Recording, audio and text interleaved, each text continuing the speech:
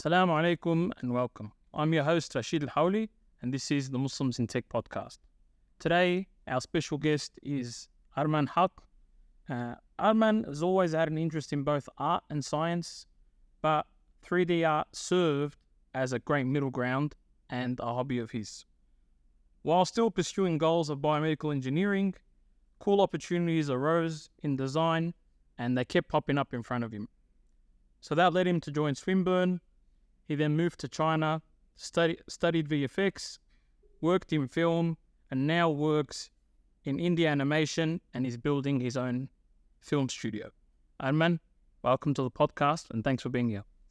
Jazakallah khair for your time. So, like we always do, let's start from the very beginning. So we've mentioned quite a bit in terms of the intro. So tell us, how did you eventually come to the point of VFX? For sure, from the beginning. I guess it depends on how far back you want to go. I mean, you don't look that old, so as far back as you want. Sure. But yeah, I think it is definitely worth explaining even my background of my parents, what they kind of did. And yeah, sure. To know. Go for it. So my dad's, both my parents are chemical engineers. Yeah. But that being said, they're always been encouraging me to just kind of push forward with whatever, not just I'm interested in. My dad as a chemical engineer who traveled all over the world, gave me an experience. I'd follow him around, gave me experience of a lot of different cultures, a lot of different places. But his main real criteria was he was always in the forefront of his industry, working as Shell, safety engineer. And he was always encouraging, the world is changing a lot. Just whatever you do, just be the best in it. Just try to really push forward and really be at the forefront of it. Yeah. My mom, while being a chemical engineer, she was also an artist. Her father was an artist. And he would, in Philippines, he currently still has his art, his sculptures, his statues that he made for universities across Philippines. And myself, my mom, in her time, other than being an artist, other than working in engineering, she would also she's doing art and still doing art as well. So that's kind of the testing bed of what I was kind of left with in terms of opportunities. So I was always had a fondness for art. So when you say art, do you mean like painting, hand-drawn art? Back then, I don't know, like whatever I try to do probably looks terrible now, but I just love building things, making things, drawing, painting. But also my mom always said I was very good with tech. I don't know what good with tech meant. It just meant, this is back in, it's not even that long ago, but Windows 98, Windows XP computers. She was like, oh, you know how to use those computers. Yeah, it's cool. I was always interested in them. Early days of just playing with HTML, CSS, and whatever kind of things were there. So I was just encouraged. I loved it, all of it, both the art, both the tech stuff. And I was encouraged to just kind of move forward in all of it. So I guess I established my interests, games and films. Of course, I loved growing up with them, whatever you would see on TV at the time.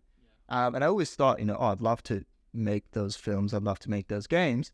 But being realistic, or what I thought was realistic back then, I was like, I'm good at IT and tech and stuff. I'll probably try to find a middle ground, something that's realistic, but I still get to do my creative flair in it. So that kind of led me to, maybe something, in the world of biomedical engineering. It felt very sci-fi at the time. It was like called biotech, engineering. You get to make and design stuff, play with 3D software. So that probably came to mind. So when is this? This is probably jumping quite a bit forward. This is when I started seriously considering stuff in grade 10. Grade 10 about what I wanted to do in the future. But in between then, it was always a balance of still figuring out maybe I can do something in games and films, but being realistic. Trying to make always self-limiting. Yeah, exactly. I think that's what a lot of it was. But the thing is, I couldn't help myself in terms of just like every expo that popped up, every podcast, everything that was related to film and like games and stuff like that. I was always following it. I downloaded my first 3D software, maybe grade 6 or so, which was 3D Studio Max. Really, then? Yeah. Wow. Well, the thing is, this was already, anything was available on the internet at this time. Broadband was starting to be more introduced. You could download larger files. I still had to go to the library for learning a lot of the stuff. 3D Studio Max was one of these early, but you were getting a lot of these really cool films and VFX, and, I just loved it. I love to dig more. How? And then I think, grade 6, I downloaded the first 3D software and was playing around. I remember doing my first project in 3D. It was a research project on Indonesia. I thought, why don't I do some 3D modeling? And that was the first, How old were you when you did this? Grade 6. How old's grade 6? 12? Grade 6, and you were doing a 3D modeling for a school project? Yeah. Well, it was, yeah, I don't know, you put it that way. Like, it was just kind of a natural thing of like, oh, this is how people do it. I want to try it. But it's really funny because software, if you remember back in the day, was expensive. No concept of subscription models or anything. Everything was free software. Yeah, everything was in the thousands. Adobe Photoshop, everything, whatever.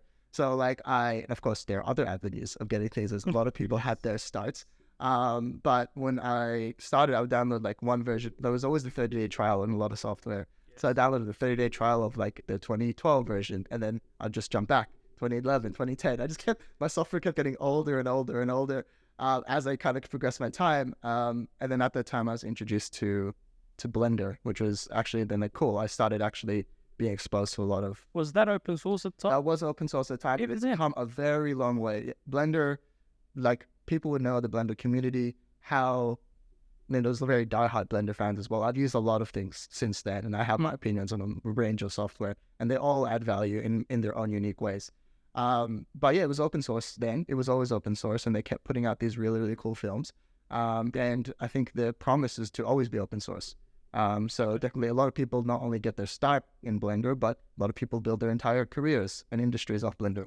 Oh yeah, so it's very, very, very cool to see how the support, like how supportive and just how accessible things are these days.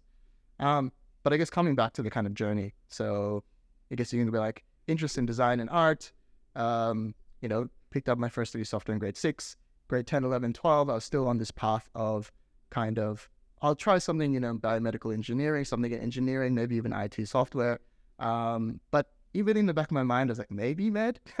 so it's always there. So I studied I studied visual communication design. I studied psychology, studied chemistry, math methods. This is year 12. This is between grade 10 to 12. Yeah. Yeah. So for VC. Yeah, I studied Chinese as well. Okay.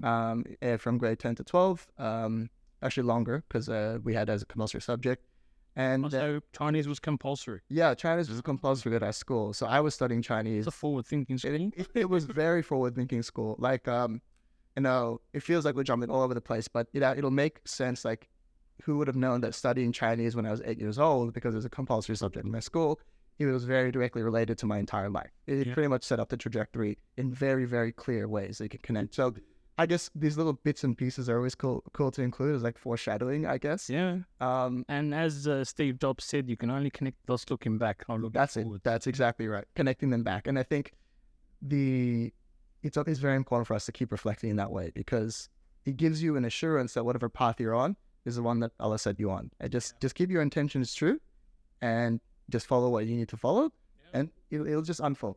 Curiosity has a way of leading you down what you want. Exactly, that's right. And then I think that will become more obvious as I kind of just chat more about it. Like those little things, it's those little things that build up to whatever happened. Because never at any point in my life I was like, this is exactly what is going to happen. I'll make a clear plan to that. It's kind of like, this is what I want. This is the direction I want. But little things kind of just bring you to something else. Yeah. And if you just keep yourself open to that, you'll find value in it. I think a lot of people don't appreciate that fact. Yeah. And one person I heard put it well, where it said use your 20s to experiment. And like, mashallah, you were experimenting from a lot younger than the 20s. But you've got to use that youth you've got. And for a lot of people, you're still at home, you don't have responsibilities or whatever. You've got to use that time to experiment and actually find out what you truly want to spend the rest of your life doing. That's it. And if people can take that, I think a lot of people will just find their careers more fulfilling than anything. I think so. And that mentality always should stay. As you get older, you will naturally take on more responsibilities, and those more responsibilities will naturally be more constraints. But don't see constraints as limitations. Like as a designer, because you'll start to see, I'll throw little bits in there and you start to see how it changes my psychology. I was also really interested in design, but as a designer, your whole mentality is that the best ideas and the creativity is spawned from constraints and limitations. Because if you have to work within this frame, not only you're actually fulfilling the requirements, you're actually very focused on a specific scenario that you can actually add value in, and you're working in a space where it's real. But 2, you get to be really creative. And with that as well, back to your point about opening your mind, yourself to opportunities, I always like to leave a space intentionally to be surprised. And this is in everything. This is in exploration, in design, in study, in research, but also in travel. Be like, cool, always leave a gap here for a surprise to happen, because it will happen. So yeah, anyone who's kind of, if you're open to it, that surprise could be underwhelming. It doesn't matter. It just always happens, or it could be completely changing directory. Yeah, people change the course of your life sometimes. Exactly, and not just sometimes, but pretty much there'll always be those quote unquote black swans, that things that you never expect that will always change things drastically, dramatically. And yeah, that kind of thinking has kind of built upon a lot of different parts of my life, and it came from different places as well. But let's go back to we're talking about you studying Chinese, and that's it. Yeah, from year 10 to 12, being mandatory. That's right. So this school, actually, Culver Grammar School, was the school I went to. Culver Grammar. And it was mandatory to study Chinese from prep, actually. As soon as you started, you screw it. So all the way, and then it was only an option to consider dropping out in grade 9. And it was pretty much, so I always had background. Granted, I maybe learned 2 words between grade 2 to grade 10.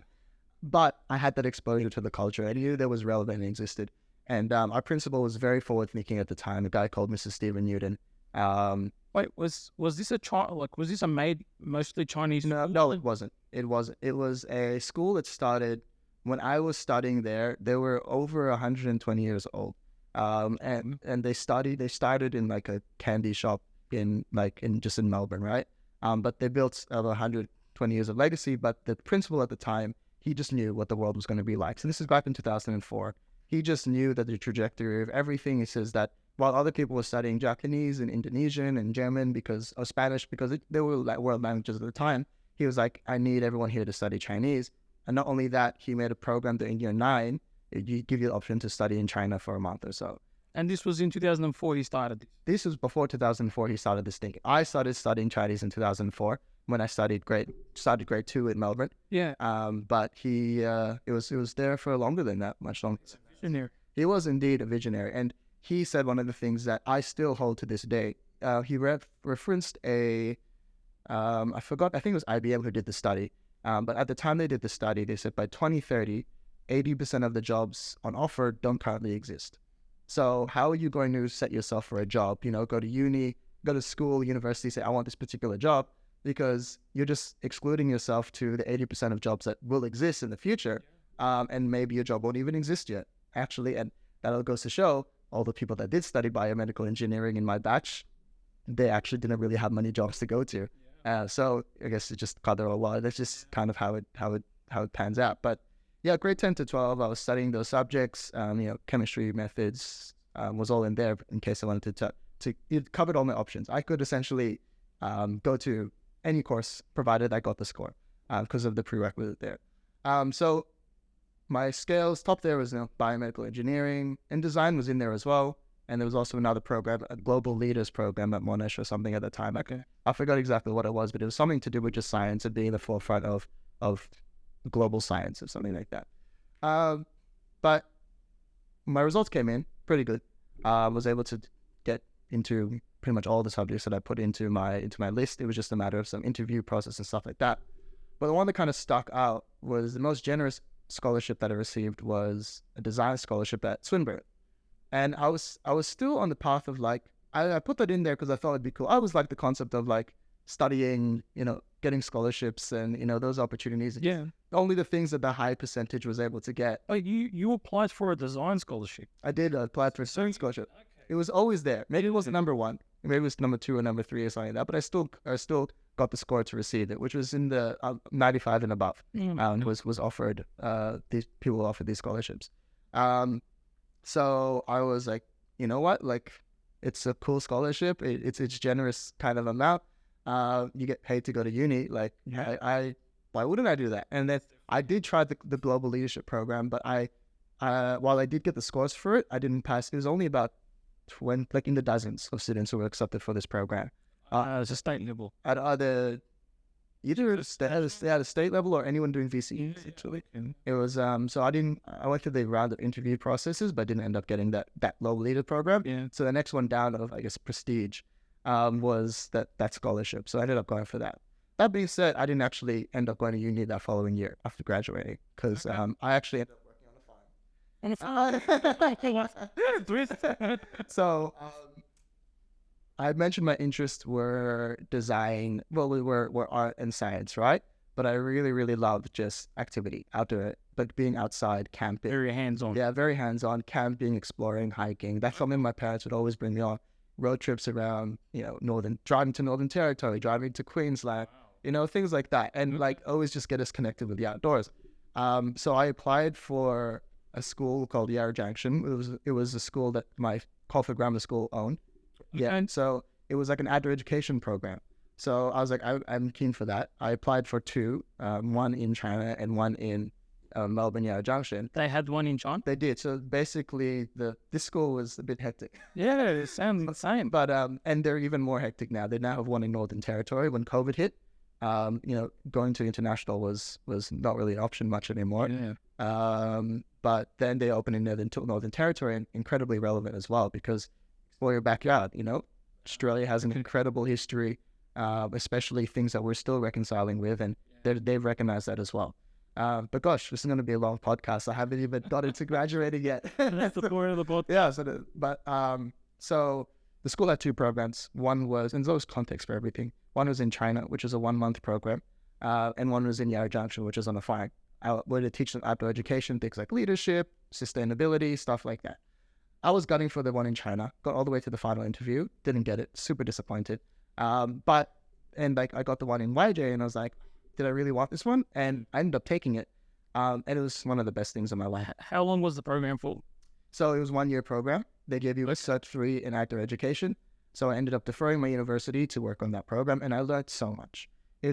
You can definitely spend, and this is all the new uni students, when in your first year of uni, you can definitely tell who's been working before and who is their first thing in uni. I remember when I ended up going to uni, so I took a year from uni, working outdoor education, and it was a very tight-knit community, a staff of only about 10 people living in Yarra Junction, which is semi-rural, but essentially you're living with all your colleagues, you're seeing them for maybe even 48 hours a time when you're camping, kayaking, really, really close-knit together, and, challenging colleagues, responsibilities, and first experience of work really, really kind of routed me into a sense of responsibility. Mind you, maybe I wasn't the greatest at that time. I'm still learning what it means to be responsible, as we all kind of should. I think most people don't have that down pat. No, it's hard. It's hard. And we'll get to that, I guess, when we get to my most recent. We're still back in 2014 now.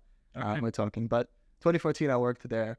But that was a really great experience. I was outdoors, and there was some times where it was a sunny day and you were out kayaking on the river, and you'd be like, I can't believe this is my job. It's incredible.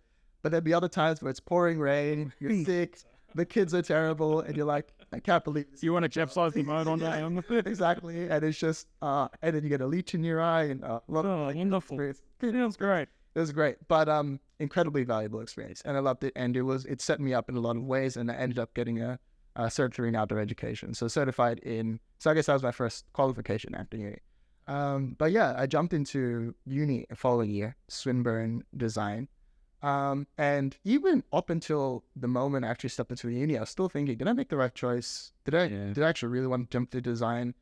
But I actually walked into the AMDC building, and I was like, this is actually everything I dreamed of, because like I always come like everything like hobby is like using my own computer to like play with the different softwares. And when I walked into AMDC, they were just building it up. They've got the factory of the future, and every computer had the Cintiqs, the giant touch screens that you could draw on and everything. Each one goes for about $1,000, $2,000 kind of thing for each student. And I was like, this is actually a dream come true. This is actually incredible. So I was like, the moment I stepped in, and there was a playground for me essentially. And Swinburne was really, really great for that regard. But I was only in Swinburne for another year before I was shipped over to China and doing something else. So you with regards to the design scholarship you had, did that come with like say a pre-formatted path, like a preset path you had to follow, or was that? It was for any of the design courses. So there was 3 offered at the time. It was communication design, then there was digital media design, and there was like some other ones someone listening to the podcast can probably know. But I ended up going for digital media design, which was a good roundabout for, again, so I had some filmish subjects. You can also do, I did an advanced minor in 3D modeling or something like that. So you could say 3D modeling and then animation and stuff like that. So it was a good kind of mix of the traditional design, like branding and stuff like that, Mhm. as well as the stuff that's very relevant to games and films. I was sharing classes with a lot of games and interactivity students and stuff like that. So it was good breadth. It was good You could breadth. explore. It was good breadth. You could explore. Essentially, you just had to be doing any of those design subjects and be taking on a full-time load, which was 3 subjects. Okay. So I started that. That was good. Really good first year. And back to the thing about you can tell who's had prior learning experience. You can just tell. Like there was in my first year, there was one kid who was blaming his mom because she didn't tell him that the orientation was on this particular day. And I was like, yeah, clearly people are still in that high school mentality. But there are other people you could tell that they were on the ball, they were independent, and like, yeah, you've worked some kind, you took a gap year or you took some kind of job. Yeah. So you could tell. But I did that for about a year. And during that year, I applied for another scholarship. And this is probably really was one of the most significant ones. It was called the New Colombo Plan. The New Colombo Plan, my sister is currently on, so it's still something that is going. Yeah, I've seen people. But essentially, it's provided you can get it. There's I don't know if maybe they've removed the cap of it, but there was a cap of about 10 students, 10 nominations every university, and then based on the nominations, how many would get it. When I was doing it, so I was one of the 10 nominated, but only 2 of us got it. So 2 of us in that year managed to get it. And what's like the criteria for being nominated? So What are they looking for? So there's 5 criteria. I will see whatever I remember. One of them is like a minimum in your subjects. I think you'll be getting above an 80%, I think, for all your subjects, which I was only doing 3 at the time. So, if we're going to say worse. Yeah, so 80% of subjects and things about, they assess you on other criteria of leadership, embracing challenge, and that's all assessed in your original application, your written application to the Department of Foreign Affairs and Trade, and also your interview. Eventually they fly you over to Canberra With Defat. with Defat, yeah. So it was great, and the stories in each part of these each part of this process is a story there. You can delve into them if you want. Yeah, for sure. we good time. For sure, we'll go. But I'll go step by step then. So you can see the way I think now. I'm always like, what's the coolest thing? What's the highest thing? What's the thing that's always available to just few people? And the thing is, it's not like I was necessarily super talented or in things like that. That wasn't really it. A lot of it was just that most people didn't try it. Most people didn't even know these things existed. And the only reason I knew it existed was because my auntie, who worked at Defat at the time, let me know about it. So she necessarily wasn't involved in the process at all. So she didn't have a hand in it, but she just let me know this exists. You should try it. And I didn't even know what it was. I was like, cool, they fly you to another country for free. Like that sounds good enough. Yeah, I wasn't even fully sure what it was. But I'm always just like, my dad and my family, I was just apply first, decide later. Work it out, exactly. Like if you get offered it and like it doesn't, there's always caveats to a lot of these rules, of course. But apply. If you get it, cool. If you don't, if you get it, cool. You can decide if you want to go or not. So I did apply. At least you have the option. That's it. And like what I said about most people didn't know, I think this was the second year they were offering it. So they are limited to 10 nominations, but there were only 10 people who applied at Sunred. So 100% of people were getting nominated to Defat. While places like Monash, where it was pretty established, you needed to apply directly to, there was like layers to even get nominated. So like people will say, I'm applying to the NCP.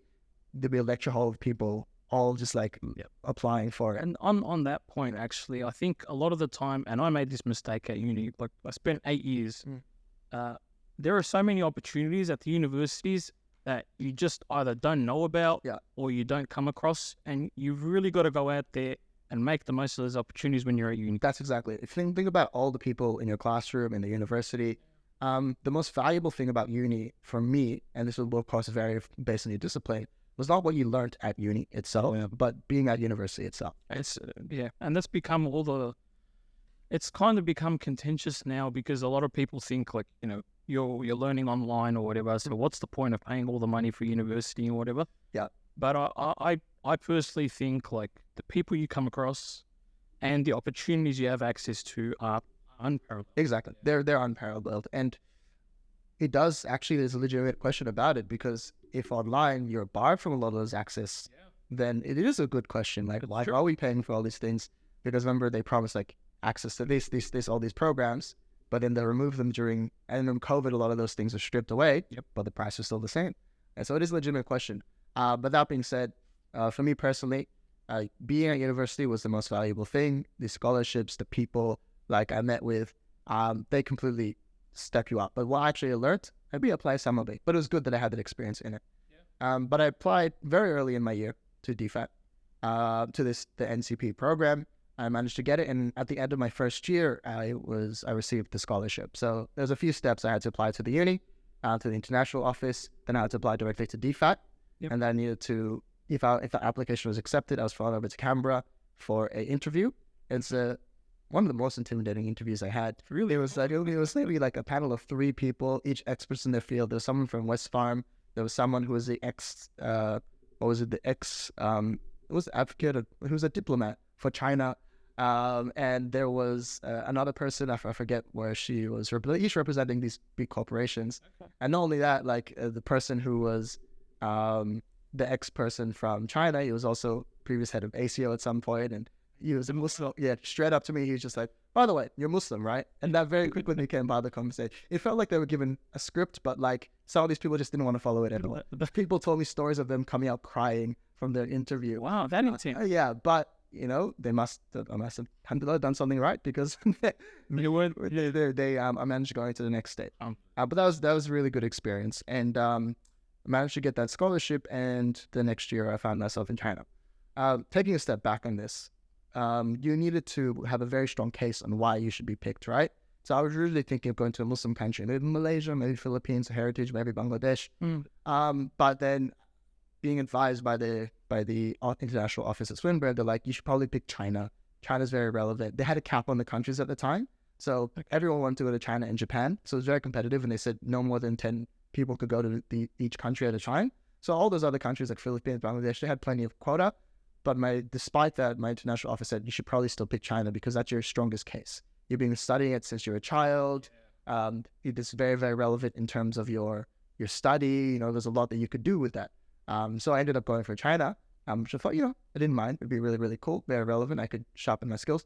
But then I was going to study classical Chinese, and what was it called? Classical Chinese and Chinese design methods, right? I was still thinking like design, graphic design, and taking advantage of the language. When you were there? Or here? This is when I was still preparing to go. Oh, okay. So So this is what was in my original application, right? But you can see how things start to evolve. Yeah. So I had about so now we're in 2015 is where I went to 2014 I graduated. 2015 I was on a farm. 2016 I was at Swinburne, and now come 2017, I'm preparing to leave. So this is my plan. I'm looking for uni courses to apply to and everything. But then I kept attending these conferences. And so the conferences like design of things related to games and films. I think during that time, there's a video game called The Last of Us, I think came out recently, or Uncharted. I don't know which one it was. But I was really into like game studios like Naughty Dog and stuff like that. I was in the back of my mind to be like, maybe it'd be cool to work there. I don't know, maybe one day, we'll see. But then I attended Gnomon 2017, Gnomon Live. So Gnomon is a school in America, and they attended Noman? Yeah, GNOMON. Oh, Gnomon. Yeah, so they're one of the leading, I think, visual effects art schools in America, and they had an event in association with, I think, something design thinking. I forget what the group was called. ACTA, maybe. In Melbourne, yeah. So in Victoria, so they had an event. I met with a lot of people, and even other people at Swinburne. I can't let them know what I was doing, but it was one of the tutors at Swinburne who was just like, "Oh, cool, you're going to China next year." They actually just opened up a new university called the Shanghai Vancouver Film School. So it was in conjunction with the Vancouver Film School. They just opened up something in China. It was open mainly to just Chinese students, but there's a lot of translation support for back and forth. So they said the teaching will be in English and everything like that. And I was like, this is probably the thing that I'm looking for, because Defat is still actually on my neck. I'm just like, you need to put in the applications, you need to do these things, we need all your paperwork to get you going. So I learned this kind of at the 11th hour, right? And I was like, that's the direction. That's the place I want to go. Because I was still applying to the Shanghai University, the Tsinghua University in Beijing and stuff like that. Because I needed to apply still for the universities. But when you're putting in your application, before you find out about Shanghai Vancouver Film School, what are you applying for? Is that a design over there as well? Yeah, there is. So a lot of it can change. So in your applications, you need to have a solid plan, but you need to know that it's changed. That's kind of the advice that we had. So in my original plan, I was going to stay at Tsinghua University in Beijing. I was going to study classical Chinese, and I was going to take a couple subjects in media. So it still needed to relate to your subject, your course somehow. So that was my original plan. But then I was still kind of applying, I was still looking, and I still wasn't 100% sold on it. But then when I heard about the Shanghai Vancouver Film School, I was like, that's it, that's the one. And like I applied, I did all these different things, and it was actually rejected at Defat. So I emailed the secretariat directly, which is something we were told never to do. I said, I need to do this, whatever everything. I got told off, but then I managed getting it through. I managed to apply both to the Shanghai Vancouver Film School, get an interview, and still get accepted by Defat. All like in a very short span of time. Even though you emailed the secretary. The secretary, I got an email. I was like, don't do this again, please. But we've accepted it. And that was also a good lesson, because I asked someone, and just like, did I do the wrong thing? And it's like, the right thing is just what you need to do to get it done, especially in bureaucracy. You feel free to delete this one later, but one piece of advice I had: don't hold yourself to this. But it's true, especially in bureaucratic situations. Sometimes it's easier to get forgiveness than permission. And sometimes you just need to do what you need to do and just be very genuine to the consequences afterwards. And don't take that to heart. That's not an everything situation. But I think if anything is it, just be genuine to the be genuine to the consequences. And I think this is similar to the book written by Reed Hastings, where he says no rules rules. So he's the co-founder of Netflix. Ultimately, like, systems are set up in a way where they're supposed to bar certain things on people, and that's how they're designed. But sometimes they need to be reshaped, or they need to be remodeled, and the only way to do that is to break the door out. So sometimes you just really need to go for it. Consequences be damned. But of course, there's a caveat to that as well. The caveat is always, and I think the caveat, and this is probably one thing that's more universal principle, is just be true to the consequences that of your actions, right? Good or bad. Like, be honest with them, own up to them, and be the person. Another thing that someone told me is like, you made your bed, now sleep in it. The kind of, it's just like, if you put yourself in this situation, you either cop it or you fix it. That's true. So that's something, like, it's a hard one to swallow. And I'm still learning it myself a lot of the time, but like, you're really the one who's accountable to your own actions. I've gone on the days where I could try to blame someone in high school, like, oh, miss, but the bus was late and everything, like, have it. And you did it. You're off to something. Exactly. No, it only works for so long. I think the sooner you can realize that, and even things that aren't your problem, if you can be kind of person who kind of makes it your problem to fix it, you'll be very, very valuable. And you can go into detail on that later. Lessons of how it those lessons. I was going to say the whole thing with the internal locus of control and, making. We'll explore this probably later on. But it's about, like, you just spoke about accountability and responsibility. It's about, like, that gives you a certain agency as well. Don't wait to be someone. Like, the most valuable to people, the people who are trustworthy, people who are reliable, and people who do good work, right? And if you're someone who's known to do that, you're topping it, right? And there's a whole lot of skills that you can be valuable at every kind of place for that. But back to Shanghai. Just make it easy for people. I think it's the same. But back to Shanghai. So managed to get that done off to China, end of 2017. How old were you at this point? So how old was I at that point? At 2017. I was born 97. Who wants to do some quick maths? About 20. About 20. Yeah. So, about 20. So 20. So a young 20-year-old from Melbourne is now off to Shanghai by himself. And you ever lived away from home? Yeah, I did. So really? So in 2015, when I was living on the farm, that was my first experience living by myself. So for the whole year you were on the farm? For the whole year on the farm, but it's about an hour drive from home still. So you're still within range. I pop in every now and then on the weekend and stuff. So by the way, we'll just sidebar kind of thing. Notice I originally applied for China, right? I originally applied for China, but I was devastated that I didn't get it. And a couple of years later, I ended up going for China on an even more incredible program. But not only that, I was talking to the people who did get the China program, and it was so challenging. It was a really intense experience, especially just being away from home for so long as your first experience out of uni. And of course, they really try to support people, but you didn't get control. It's massive. So I was kind of, I guess the reality always pulled me back from my ambitions, which was good. I was kind of like being trained into it, and like going to China in 2017 opposed to 2015 was definitely probably hugely valuable.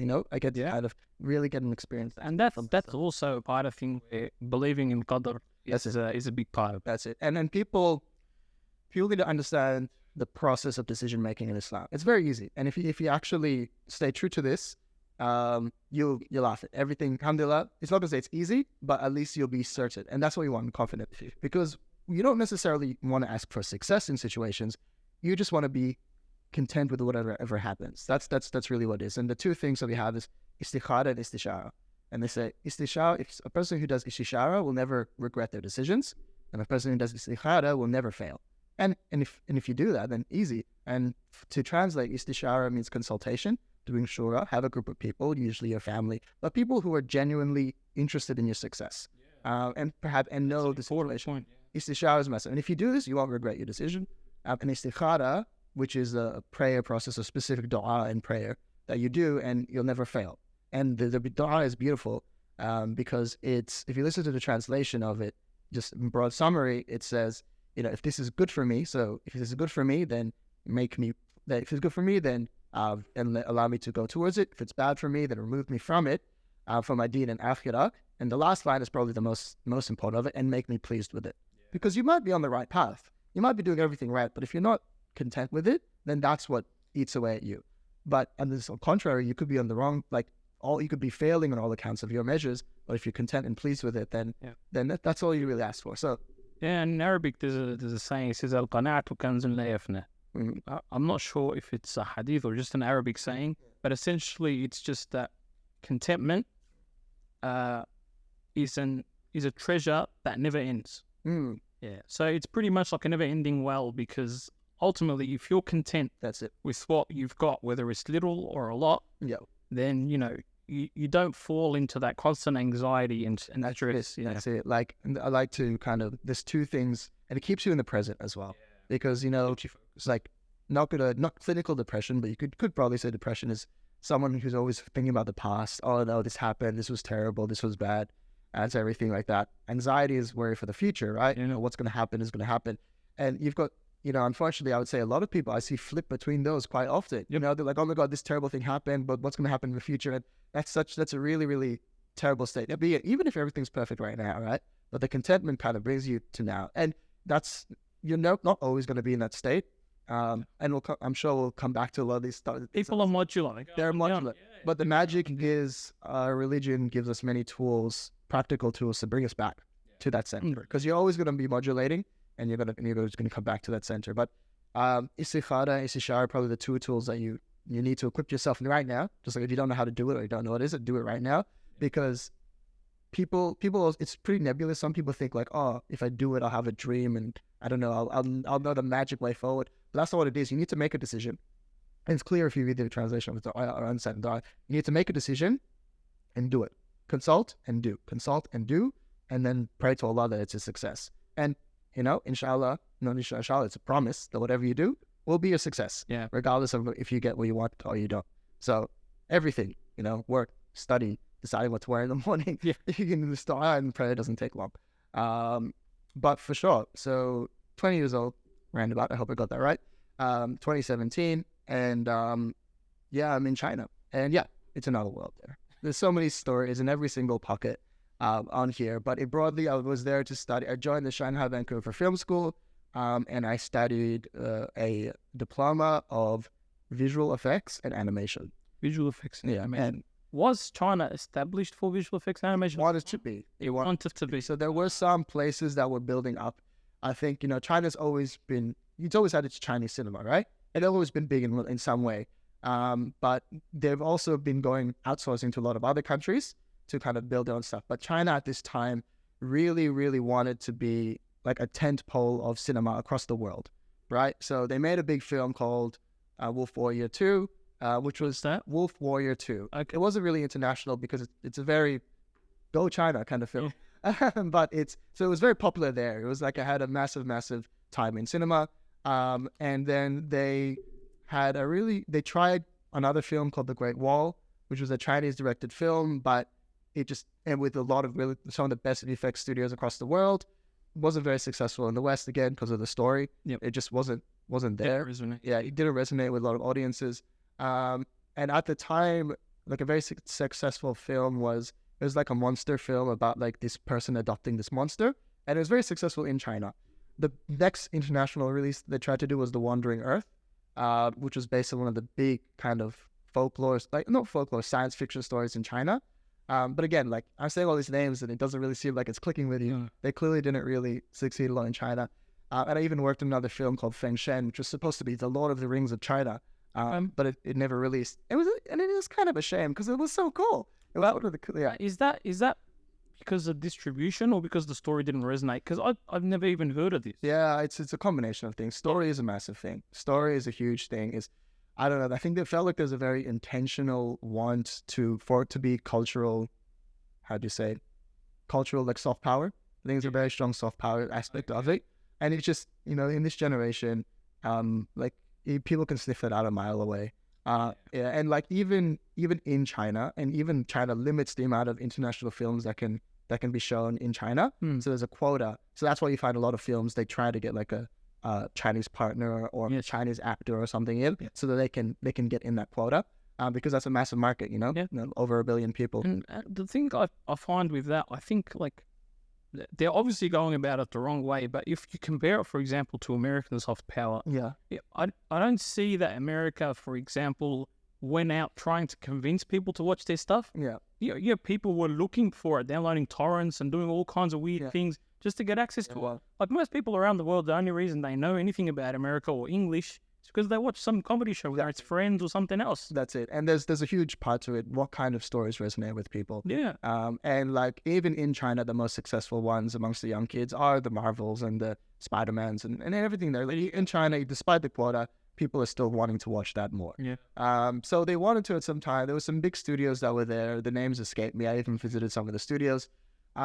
I haven't kept up to date as much, but there was a desire. So then that's why they opened up this Shanghai Vancouver Film School, and I joined in the second year, I think, of their establishment. How was that?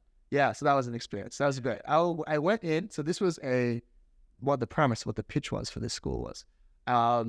It's a Vancouver film school, so we got teachers from Vancouver. It's going to be taught in English, but it's giving these Chinese students a Western education kind of style. So that's what I was kind of expecting. And all the other classes were like that, right? Like you had these directors, these film writers from Vancouver, which were teaching them, and they're all taught in English, and that's what the kids were getting. So I was one of maybe 3 or 4 international students amongst this entire cohort of Chinese students. How many people in the cohort? It was a massive 80 to 100, if I were to guess. Okay. Like in across the whole. It's a nice homey cohort. Yeah, I'll just go. But in my class, it was like started as 16 in the VFX and animation. Started off as 16, but it dropped to maybe 11. And the reason it dropped, it was intense. Maybe up to over 12 hours a day of classes, maybe even going well into the evening at 8 p.m. And people just lived there because if anyone who's done VFX and everything, it just takes a long time and it's never finished. It's never done until the deadline hits. So you're when you've got to call it quits. Yeah, when you call it quits, because there's no limit to how far you can push something, right? And also when you're learning it, you know how to control your time. You don't know how to put milestones. So you're always chronically late and chronically behind. A lot of learnings, right? There were days I was sleeping in the storage cabinet just to kind of cover things and just wouldn't go home until late. The thing is, that was the culture. It was the kind of culture, but I was given a good cohort. Like some people, they say this particular cohort was pretty good. You got some cohorts, people just start out of school, they're a bit lazy and stuff. I think everyone in my cohort, because it was in the middle of the year, like a lot of people were either changing subjects or had worked before or coming back to it. There was 2 other Muslims in my cohort, one of them from Pakistan, and he was previously an engineer before deciding to jump to visual effects. So there was a few, there was 2, actually, yeah, it's funny because all of the few international students, I think maybe most of them were Muslim. One guy from Somalia, another guy from Pakistan. But the cohort, so that's kind of the cohort. It was intense. Most of my classmates were Chinese. But then the thing is with VFX and art, a lot of the teachers were actually from China or Chinese teachers. And I think the reason because there's a lot of really good artists in China. Okay. So they could actually source a lot of teachers from China. So the class was 4 Chinese students run by Chinese teachers. Of course, they're going to teach in Chinese. So the translation support, which was usually supposed to be like Westerners, like Western teachers, and then we're going to teaching in English, and the translation support is for the Chinese students, ended up being the classes in Chinese, and then the translation support is for me, for a long time the sole non-Chinese speaking person in class. So even the other international students spoke Chinese. there was no other international students in my cohort until maybe halfway through the year. So that's how it was for some time. And it was intense. It was really intense. My Chinese level really skyrocketed during that time. But I loved it because we had a really dedicated cohort. It was the kind of a cohort where you'd be sitting in your dorm and be like, it's 2 a.m. I don't know what to do. I guess I'll go to uni. And you go to uni and there's people already there. There's people away. So, but it was great. Like, I'll just tell one funny story. Is during our orientation, because he's been doing it for this time, Sean Tilling was the head of the department at the time. Okay. Incredibly talented person. One of the great mentors I have. And something we didn't talk about is probably mentors, but at every stage of my journey, I've had somebody who's been my mentor guiding me through whatever stage I am at that time. And Sean was definitely one of them, was that. But during our orientation, he was like, no sleeping in the classroom. And by the way, when I mean sleeping, I don't mean sleeping on your desk. I mean lying down sleeping. I'm like, why is this even in the orientation? Is this like that happens often? But what's funny is when I first started class, everyone was bringing a pillow with them. I was like, okay, cool, pillow, maybe just to sit on or something is comfort. But the moment he hit lunchtime, the pillows went on the desk and everyone took a nap. And then like after lunchtime, then people would get up and go back to work. I was like, cool, I could actually vibe with that. And then I bought a pillow the next day. So it's like a Chinese siesta. Yeah, pretty much Chinese kind of siesta kind of thing. But they were a hard-working group. Very, very talented group of people that I was with. You still have contact with many of them? I do have contact with them, but I haven't really reached out as often. But I'd probably be a good reminder for me to reach out. Yep. I think when I was back we still played games now and then. Even Animal Crossing was one went back in 2020. We'd jump on Animal Crossing islands every now and then. Mm-hmm. But that was really good cohort. So intense subject, really great cohort, really great experience, massive. Like I said, every corner there's a new subject to unpack about. What about finding halal food in China, being a Muslim in China, the deep history in China, traveling across China, the communities there. It's wild. But like the innovation, before we were talking about how, like, I guess before the podcast, talking about like the tech innovation in China, because it's a quote unquote captive audience. Everyone, like the life cycle of a tech company is you do your own startup. You get good funding by the government, and if you're successful enough, you get bought over by Tencent or the government. And cool, so this is in China, yeah, that's in China. So you do your startup, you get bought over by Tencent, and you get integrated to WeChat. Like that's the life cycle of your app. So people really, there's a lot of innovation, but it's all kind of centralized in one place. So they can test things, they can try things, and everyone will adopt it. You've got a testing bed of over 1 billion people. Like Australia is, you can compare it to Australia. Like you have to go international so quickly. Tech startups are a very different game. So one province in China. Exactly, one province in China, and then you got to use it. But I guess the one story I'll probably look into is the value of mosques and community, right? Because that probably was another kind of thing that launched me in a lot of things. So I was supported quite well because before leaving, I'm going to China. Who do I kind of reach out to? Exactly, yeah. But I met with someone from Minaret College. The principal at the time, Brother Rashdan. We're still good mentions. There's a lot of shout outs in this podcast. So I wonder whether we start charging for the shout out. Brother Rashdan, he put me in touch with one of his friends from Malaysia, Brother Ibrahim, who was there. So they really set me up. They pretty much took me on as one of their own other children. So the first couple of weeks, they really helped me. I was staying with them. Is this in Malaysia or China? He's in China. They're from Malaysia, but they were working in China. Oh, nice. So this family was all living in China. I was staying with them. They helped me set up with, banks, housing, everything. It was really a good, massive support. And they'd also have a lot of catch-ups every now and then. So that was a really strong Muslim community. And just speaking broadly to the Muslims in China, the Sahaba were in China, right? 1,500 years ago, Saudi people came over to China, and ever since the time of the Sahaba, there have been Muslims in China, unbroken. So basically, there have been Muslims in China before Indonesia, before the South Asia, before our parts of Africa. So there's been an unbroken chain of Islam from the time of the Sahaba all the way to now. So there's hundreds of millions of Muslims in China, and they flourished, actually. Hundreds of millions? Yes, I would say over 100 million, I would say, quite confidently. Then, in fact, to give you a context of what Islam in China was historically, the Chinese word for Muslim was Qingzhen, which means a pure and truthful people. And that's how the Chinese people viewed them, like these very pure people that came, because China in the early ages still embraced Buddhism and Confucianism later on. It was very spiritual in itself already. So Islam just survived with them, right? So they were called Qingzhen, the pure and fruitful people. And the food was like Qingzhen Cai, which is pure and fruitful food. The temples are Qingzhen Si, which is the place of the temple of truth and purity kind of thing. And this was something the Chinese people gave them, right? Then come later on, communist era, and other takers over the dynasties. There was massive suppression, not just of Islam, but of religion altogether. So there's essentially a lid over the people there now, which is really, really quite sad. But it's still, now the Chinese word for Muslim is Musalin, which is just a sinicized. What is it? Musalin. Oh, Which is just a sinicized version of the word Muslim, right? But the word Qingzhen still is preserved in the food. So the word for halal is still Qingzhen. okay. And the word for a mosque is still Qingzhen. So there's still that thing there. So Islam, they've got scholars, they've got HIPs. One of the interesting things, I was one student in Australia, I said, I'm going overseas to do my HIPs. I'm like, okay, where are you going? Going to Middle East, you're going to South Asia, I'll go to China.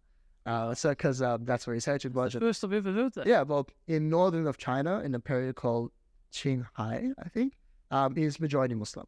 And while I was there, one of the great scholars passed away of one of the two main mosques in Shanghai, the biggest janazah I've ever seen. Like I saw just videos of it, but the entire street, all the way from the mosque, all the way to the qabr in the desert, it was just massive, just rows of white.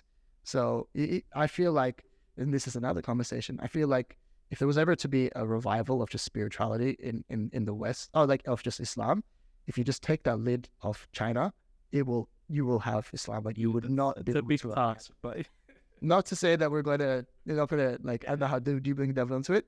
But yeah, that's the Hui Muslims. So the Hui Muslims are just people who are literally just Chinese, but the government classifies them as Hui, which is a different ethnicity, because they don't want to recognize religion, right? Yeah. So they classify them as a different ethnicity, but they're just Chinese people who are Muslim. They look Chinese and everything. And so they're like ethnically Chinese. Ethnically Chinese, but as far back generation, they just have to be Muslim. Even there's a culture, if you're Han Chinese and you become Muslim, low key people will still call you Hui. So it's not a different ethnicity. And then you have the Uyghurs and the Kazakhs, which is a completely different conversation of a completely different region of China, which have their own language and culture. So did you get to go to all these places and see? I did. While I was in China, I got to travel quite a bit. Yeah. So while I was there, I jumped over to, in China, I went over to Beijing, Shanghai, Nanjing, Xinjiang as well. Yeah. In Xinjiang, went to Urumqi, Kashgar, Turpan. And outside, I jumped over to Japan a couple of times. I went to Malaysia. That's most of the places that Kazakhstan as well. Oh, wow. I think you can write a whole series just about your travels in China, honestly. There was definitely learnings. Tianjin as well, which was a great one. Tianjin, a city in China, is actually a sister city of Melbourne. Tianjin. Yeah, Tianjin, interestingly enough. So if you're looking for, and because it's also built on the Yarra, on like a river, and it reminds me so much of South Bank, because I think there was a lot of inspiration, or even like maybe similar architects who studied the South Bank and implemented that in Tianjin. In China. So it's cool. If you want a bit of Melbourne in China, go to Tianjin. You go. But cool to yeah, the one in Kazakhstan was a cool one because I was in Shenzhen, which is like a tech capital of China. And there's a lot of conferences happen there. But at the mosque, honestly, the only reason I talked to these people was because I didn't have a phone charger, and they said, "Hey, can you give me a phone charger?" But I just learned that they're from Kazakhstan. They were here for a tech conference. They develop smart projectors for education. And I helped them out. They couldn't speak Chinese, so I helped them find a halal restaurant and everything. And by the way, if you know how to look for it, it's very easy to find, because like I said, there's a halal street vendor almost every corner because of how entrenched Islam is in China. It's there in every pocket. But they're just like, as you classically do, it's like, whenever you're near Kazakhstan, come visit us, right? Yeah. Everyone makes that invitation, but whenever have you actually taken that upon yourself, right? But when I was actually visiting Xinjiang, I was like, I'm actually at the border of Kazakhstan. If I don't go now, I don't know when I'm ever going to go. So I ended up taking a train from Xinjiang to Kazakhstan. And that wouldn't be something. Kazakhstan is an incredible place. I can't wait to visit again. It's like tech. It's tech central as well. Really? Yeah, exactly. Like because they only relatively recently became independent, right? from USSR and the Soviet influences. So I think it feels like they're trying to make up for themselves. Like they've got a space program, they've got like a massive STEM program in all the schools that I visited there. Maybe simply because the people that were hosting me were in STEM.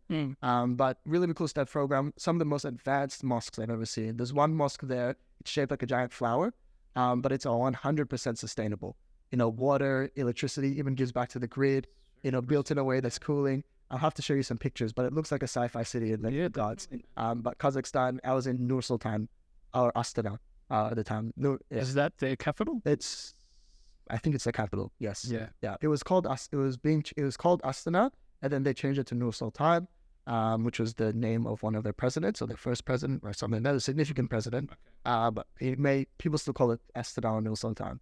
But that was beautiful, and I was also brought to the steppes. One friend, and then Turks came from. Exactly, got a chance to do some archery, some horse riding. That was really, really great. And I was already in the scene of horsemanship and archery, which I guess one tidbit that we can come back to later. I teach as a horsemanship instructor and an archery instructor at a place called Archery Ascension, and there's seeds to that story everywhere as well. But I guess the one lesson I want to mention from that is on my travels, I made it a point that one of the first places you visit is a mosque, because it'll orient yourself. You'll meet good people. It's a place of pious people. You'll learn a lot. You'll find halal food, and you will find a place to sleep and charge your phone. Yeah, exactly. So, which can't be understated. Even for universities, kids coming out of school and going to uni, find your musalla. First thing you should do is find your musalla. That's it. Because that's how I made all my friends. Exactly. Yeah. Find it, because it's a no-brainer, right? Like, it's a place of orientation, literal orientation. It's facing Qibla. Every single mosque in the world is facing the same direction. Doors the same place. It's a place of physical and spiritual, and just mindful, like intellectual, even just like orientation. So it's really, really good, and you'll discover massive things, crazy things. Yeah. You realize we haven't even got to your career yet. No. Definitely drawing it out. Gosh. Yeah, no, it's riveting conversation, to be honest, because and this is like one of the motivations behind the podcast. Everyone has their own unique, fascinating story. It's someone's life journey at the end of the day. It's like people think their life is linear, but really, when you start talking about it, and you start, opening the lid a bit and taking from it, like, you find everyone's got a fascinating story to tell. 100%. And like every year of my life, I did not know what the next year was going to look like. I thought I did. But just like you said before, 2014 high school, 2015 a farm, 2016 Sunburn, 2017 China. It's great. And then 2020 COVID. That's a whole other story in itself. So when did you finish from Shanghai? So 2017. I went to China. I finished Vancouver Film School in mid-2018, so it was a one-year course. Okay. I very directly got a job in a VFX hub called MPC. So they're based in London. So it's a Western studio, but they opened up a branch in Shanghai. Still operated very Chinese way.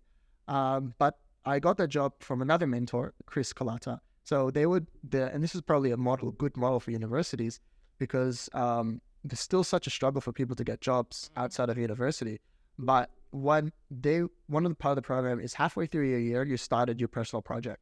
So you had 6 months to work on your personal project, and they would invite mentors who currently worked in industry to assess your work. Like to like once a week, you'd spend time with someone from industry, and they would look over your work, and they'd give you real feedback, right? I think one of the best things this university did is the people there either worked in industry or were working in industry, because that's what the students wanted to do. Yeah. Like great, you can go to university, but if you're not learning from people who have the industry experience, there's only so much they can give you, right? University is great, but again, it's a model that kind of lends itself very much to academia and encourages all its students to be in academia. Even the rankings, so that's how they operate. Yeah, rankings. And cool, if you want to be in academia, cool, no question, university is the best place. But industry, if you're not finding that in university, you have to go outward and learn it if your university isn't already providing that industry experience. But this was very, very directly. So I was working with him every week, and he was currently working. And, shout out to those industry leaders who were giving that advice, because they were taking time out of their work to spend with uni students. But they found massive value as well. And when it came to the end of my term, I was like, I'm looking for a job. And he's like, yeah, work for us. Okay. So that's awesome. So even before I graduated. And do you find that the culture in China, for example, is more conducive to that than, say, here in Australia? I wouldn't necessarily. Okay. No. It was because again, Chris is a German guy working for a London-based studio, which was sited in China. Mm-hmm. So there was a lot of mix of cultures there, and the guy leading it was Canadian as well. I wouldn't necessarily say. The one thing that is conducive to that in Chinese culture is your relationship with someone really, really matters. Yeah. Like especially in bureaucratic structures, which is a lot of China, right? If a person has a good relationship with you, they can make the impossible things easy. Yeah. But if they don't, they can make the easiest things impossible. And there's a lot of stories that maybe we can take offline in terms of how you could take advantage. Not to say take advantage of them, but recognize that. You know, there's a lot of power in just that good relationship and genuine relationships. It's not going to happen from false relationships and treat everybody like a pawn in your world. People can smell it from it. Exactly. Also, people can smell it. So just seek genuine relationships without any agenda. And this is talking back, we said when we talked to Qadr, and even just the expectations of the future.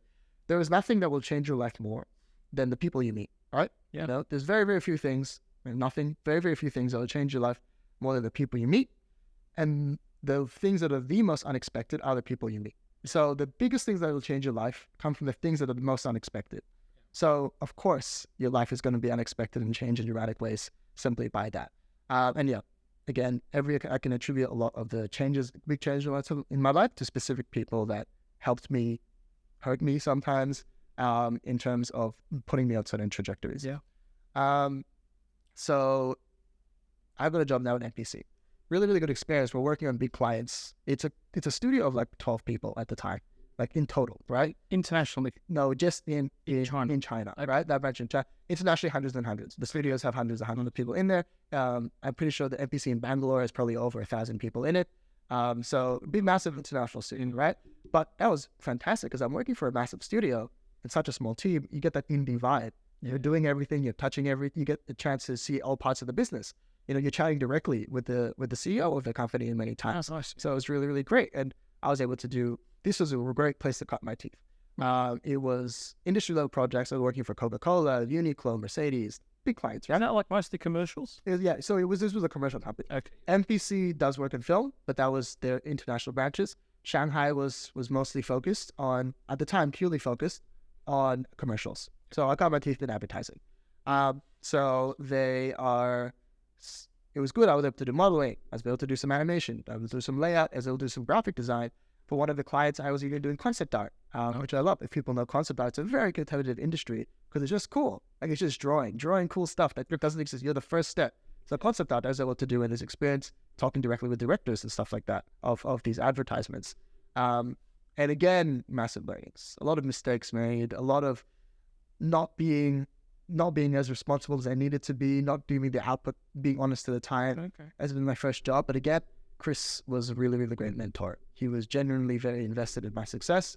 And he gave me one piece of advice that also really changed my directory. I asked him, like, what kind of areas should I specialize in? And he's like, look, you're good at a lot of stuff, that the concept art, the art directions, you're keen for it.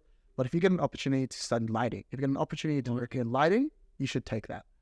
Because you will never have issue finding a job, essentially. In lighting. And like at the time, I kind of thought of it as, yeah, cool. Like, okay, job security is a good enough reason to go into it, right? Especially in a competitive industry. But I came to learn the value of being in lighting. Actually, completely, the skills required to be a good lighter are just the skills required to just be a really, really great art director in general.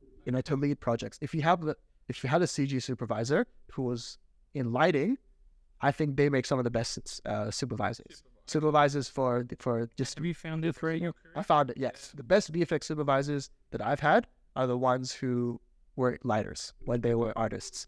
And why is that? Why is that? So lighting is the final thing that you see, that you do before it goes to comp. It's essentially, the images there are pretty much 80 to 90% complete. Yep. Majority of the time, there's some very comp heavy shots. Compositing being like 2D Photoshop. 2D Photoshop. Like video Photoshop, if that's a good analogy. But everything needs to already be 80, 90% there in terms of look. It needs to look like a finished image, so you need to have a really good eye.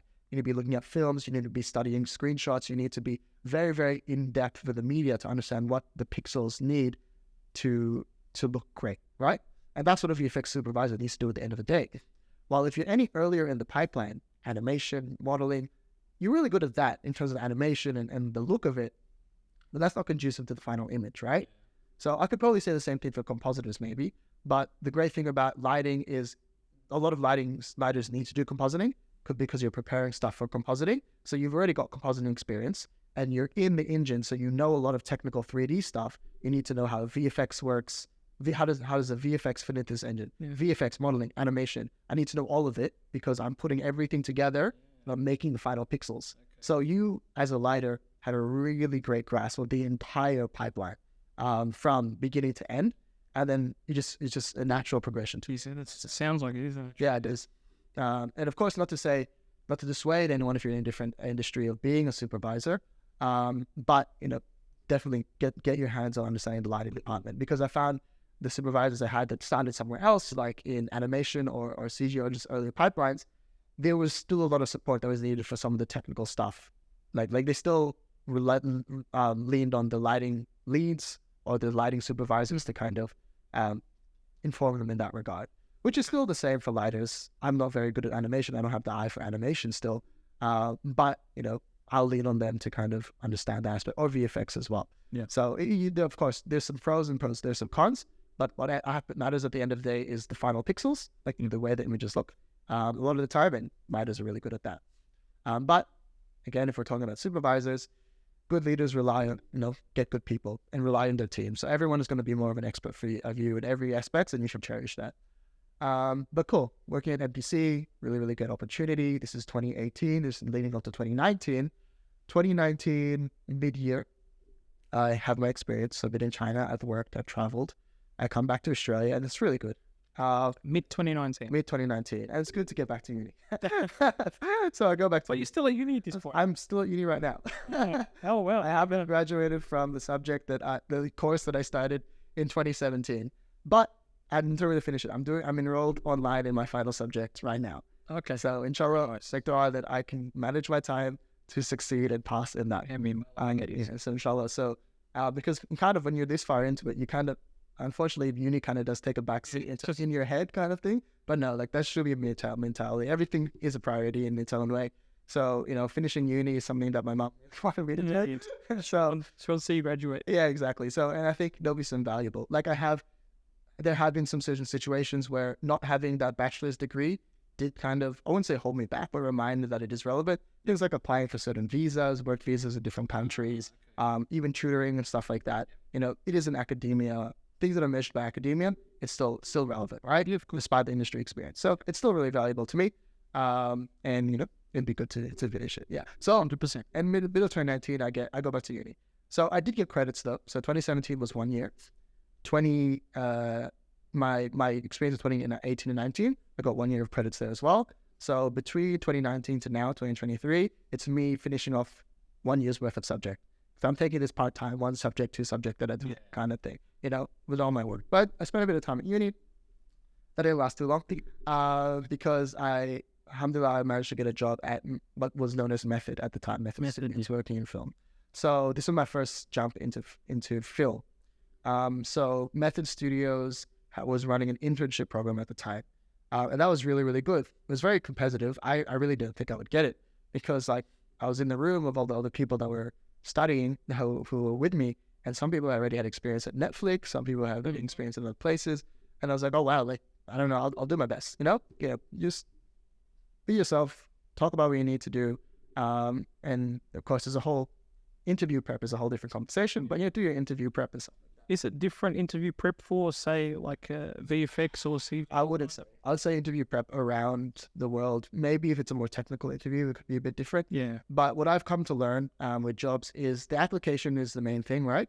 The application assesses if you're good for the job or not, right? They can assess that. If you're in the room in front of them, they've already assessed that you're good for the job. And I've had to do hiring and stuff myself as well. I take on the role of interviewing people and looking through applications at the current studio I'm working at as a lead. But they know that you're good for the job, right? If you're not in that room, we were on the so. But what the interview is, and because I do interviews, it's about sussing the fit. There's a massive thing about sussing the fit. And this doesn't say necessarily anything about you. Like you can. There's some good questions to ask as a both an interviewer and as interviewee, things to look for, things to do. But it's all about, cool, you've got the skills. Are you going to fit our culture? Like, first of all, like, were you genuine to the things in your process? Like, did you actually do those kind of things? It's all about sussing your vibe. So I would say that's the same thing for interviews everywhere. It's a lot about sussing your vibe. And if you don't get it, no, dishearten it. Learn how, if it is something about the way you present yourself, learn ways to benefit from that. But an interviewer essentially is looking for the best case scenario for themselves and everyone, right? Yeah. And then they're generally pretty good at this stuff, especially if you're looking at mid-senior roles, right? Like, they know what's good fit for their company, and no hard to yourself. Like, they just assess that there was someone who's better for the role. But yeah, so doing my interview prep, and this is where that piece of advice from my Chris taught me about, if you got an opportunity to do lighting, take it, because I did pretty much everything in the application: 3D modeling, lighting, everything. But my passion was probably around character modeling and stuff, because those are the things you see on the screen, like the character moving around. That's where everyone's focus is on, right? Or maybe environments, because grad environments is really cool opportunities for that. But I put in my reel, and a lot of stuff I had to do was actually lighting. So they looked at my reel, which was quite a good reel at the time, even just with like working for 6 months, because it got a whole range. By the way, yeah, if you're starting in the industry, advertising is a really great place, because instead of working on these like 6 month long working on one project, you every few weeks you're working on a new project. So I had such a variety in my project, in my reel. And you think that helped? And actually that really helped. So I had a massive variety, but lighting was always something that's consistent in each of them. So they identified, we've identified you as a lighter by your reel. Do you want to have the interview with the lighting lead? Okay. So at the time I was like, do I really want to do lighting? I don't know. But I was just like, I really want this job. So lighting, job security, I'll do it. And I wasn't super invested in lighting at the time. So I had the interview with it. I was able to talk to the interviewer. Clearly, they were pleased with me at the time. Trying to recall the name. Forgive me. But anyway, he was really, really supportive of me. And, must have done something right, because I got the job. And all those people I was talking about who worked on Netflix and other film things, they did it, interestingly enough. In fact, I didn't just get the job. There were only 2 positions open, right? So 2 intern positions opened. But they were really impressed with a lot of the things. So they called me up and they said, we had a really good selection of candidates. Unfortunately, you didn't get one of the intern positions, but we still really want you on. So we're going to offer you a junior position. No, wow. So I jumped on as a junior, which was really, really good. It was either another intern position or maybe it was a junior. I'll try to think, but I forget. But it was either they opened up a third intern one, or which was separate to the ones they advertised. The ones that advertised, or it was a junior position. But the thing is with that intern one, because this was from their own pocket, because the sponsorship was actually something which Big Screen was doing at the time. They were getting different studios. They were paying studios to take on an intern for a year. So this was them not getting that money, but just taking me on as another from their expense. So I was really, really fortunate to get a task. But I think it was actually an intern, maybe not junior position, because I remember moving from an intern to a junior. Okay. Maybe a junior. I'll look at my LinkedIn because it's recorded correctly there. Yeah. But yeah, really, really good. Working at Method from 2019. Started at the end of 2019. Also did a bit of traveling. So at the end of the year, I also got a chance to do a lot of traveling. Again, there was some international programs and just traveling for my own. I was going to say, was that part of Method? No, this was separate. Around Christmas time, I was traveling. So I went to Philippines to visit my family, and it's a really good tropical holiday. Yeah. I went to Abu Dhabi and Dubai because there was a Muslim leaders program happening in Abu Dhabi at the time. So I went to Abu Dhabi and Dubai to attend that with Mufti Ziyad and my brother and my brother-in-law. Okay. And I went to Saudi Arabia to visit some family as well. So where I took my profile picture on WhatsApp.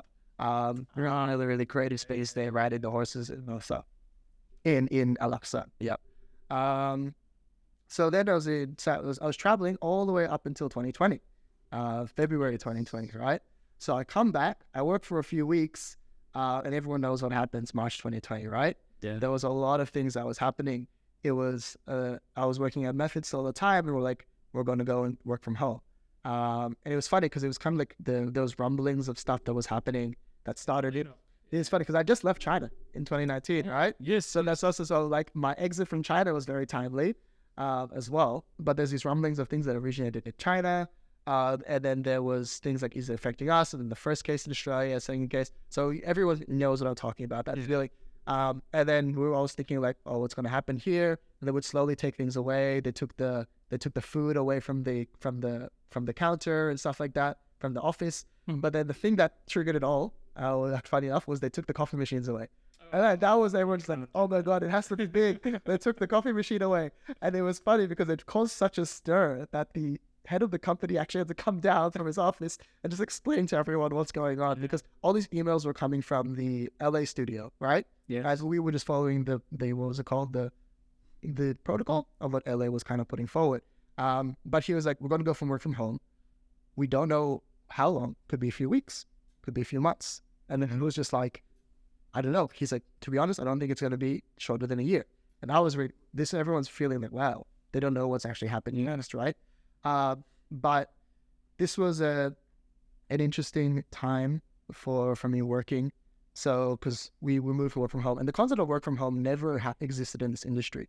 I was actually prepared in my industry to travel all across the world to work, because that's what the industry is. You've got VFX houses all across the world. Some people do 6 months in LA, 6 months in Canada, Vancouver, 6 months here or here. It was a kind of unfortunate also in a way, because there was never really permanent contracts were very hard to come back for mid positions, juniors, mids, even some seniors. It was very hard to be permanent contracts. It was all over the world. So you kind of have to keep looking for that next job, right? And what is this? But always on edge, right? And then now COVID's hit and everyone's working from home. But now there's some cities which have moved completely to work from home model. What's that transition like? It was very smooth, interestingly enough, because the IT technicians were really on board. They, in a couple of weeks, in a week or two, they just made work from home work. When it went from, okay, technically it was easy. Like psychologically, it's very different. Yeah. Like when you're not in the office and everything, like for me especially, one of the biggest lessons I was kind of learning is just learning how to be productive, just learning how to put in that time and put in that work and be efficient, right? And especially like when you're in the office, you have your downtime, you have uptime, but you're always working, right? But for me, the biggest challenge from work from home is getting that output. And I kind of had to learn that the hard way. A lot of conversations with supervisors. I'm still in a junior to mid role here. A lot of conversation with supervisors, with leads, and just like your output's not that much, everything like that. And it's just like, I'm trying my best. I'm sitting at my desk, but sometimes just sitting at your desk, it's not enough. You actually need to, what are you doing at your desk? How much time are you spending? How accountable are your time? So I think the biggest thing from work from home for me was just learning how to be accountable to my time. And that's something I'm still learning. I'm still learning how to be a better output in many, many ways. You're still working from home? And I'm still working from So Method Studios, working from home, we actually started becoming more efficient than we were in office. Yeah. And people were loving it, a lot of people, it was just really good. Yeah. Enjoyed the flexibility. Yeah, flexibility. But however, I was in a junior role at the time, and a lot of jobs were dropping off as well. Contracts are becoming a bit uncertain. So at the end of my contract, that wasn't renewed. So this was sometime mid-2020. Time to go back to uni. Cool. So again, the pitter patters of going uni and work. So I went back to uni for a bit, kicking off a few subjects. But alhamdulillah, 2020 was a really, really great year for me, actually, in many ways. Because while I was still working and doing study, I was volunteering for PGCC at the time. And PGCC wanted to keep putting their content out, right? So they started doing live stream. And I was one of the few other like tech-related volunteers and stuff like that at PGCC. We were responsible for doing the live streams. So alhamdulillah, every night, me and a few very close friends would be at the mosque every single night when it was completely empty. Yeah. And during Ramadan as well, especially, we were the few people across the world which was still being able to go to the mosque and pray Tarawih there, because we were recording the live streams. So it was a year of just focusing on the people that you care about, your family, this small group of friends. And I was seeing them almost every night. And especially, you find new ways to socialize. Everyone knows Among Us. Everyone was playing the video games on Discord, Rocket League, Valorant, all these games, playing so much Minecraft. So it was a great year just socially, and just like spiritually as well. It was really good. So 2020, there's a lot of development. I don't feel like it stagnated me. at all. Alhamdulillah. I did end up getting my next job, which is for Luma. Okay. So where did you get to in method before you moved on to Method, I think I went from either intern to junior, or I was a junior, and I worked on films. The films I worked on at that time was like Peter Rabbit, Jumanji, the Jumanji Part 2, like The Conjuring, a few other films like that, and Feng Shen, which was that movie I was talking about before. And it's supposed to be the next Lord of the Rings, and it's a shame people don't get to see the work, because that was some of my best work.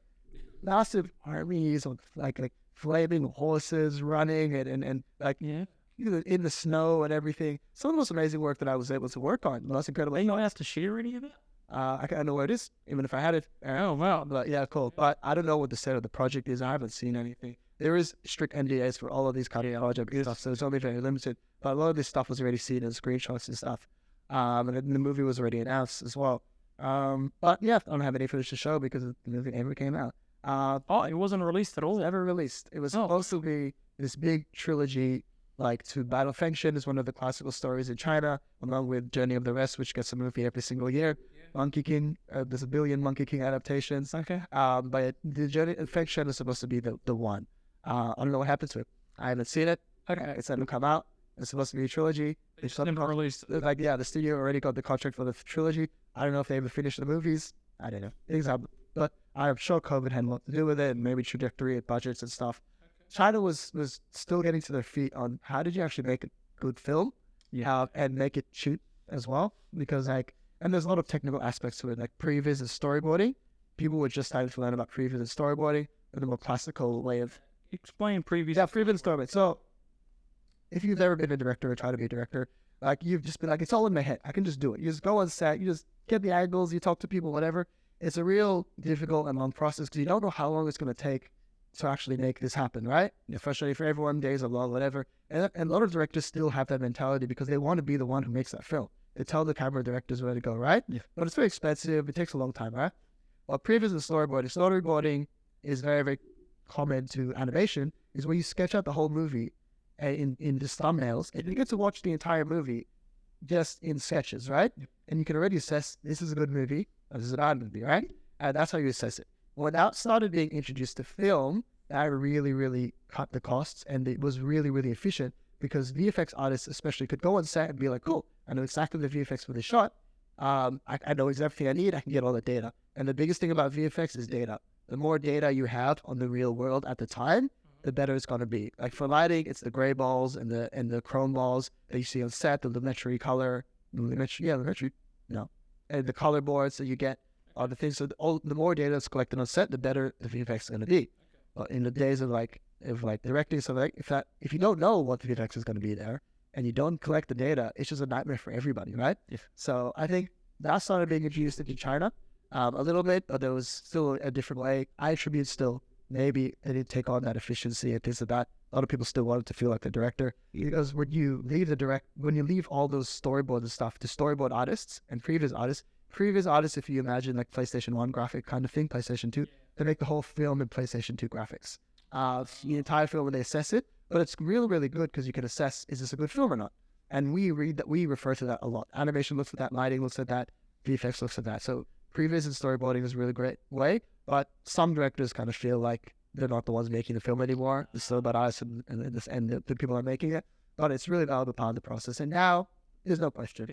It's standard. If you don't do it, and there's that even thing called virtual production, which kind of is an exciting world because it merges the worlds of VFX and production now as well. Before it was, you've got the film crew, you've got the VFX crew.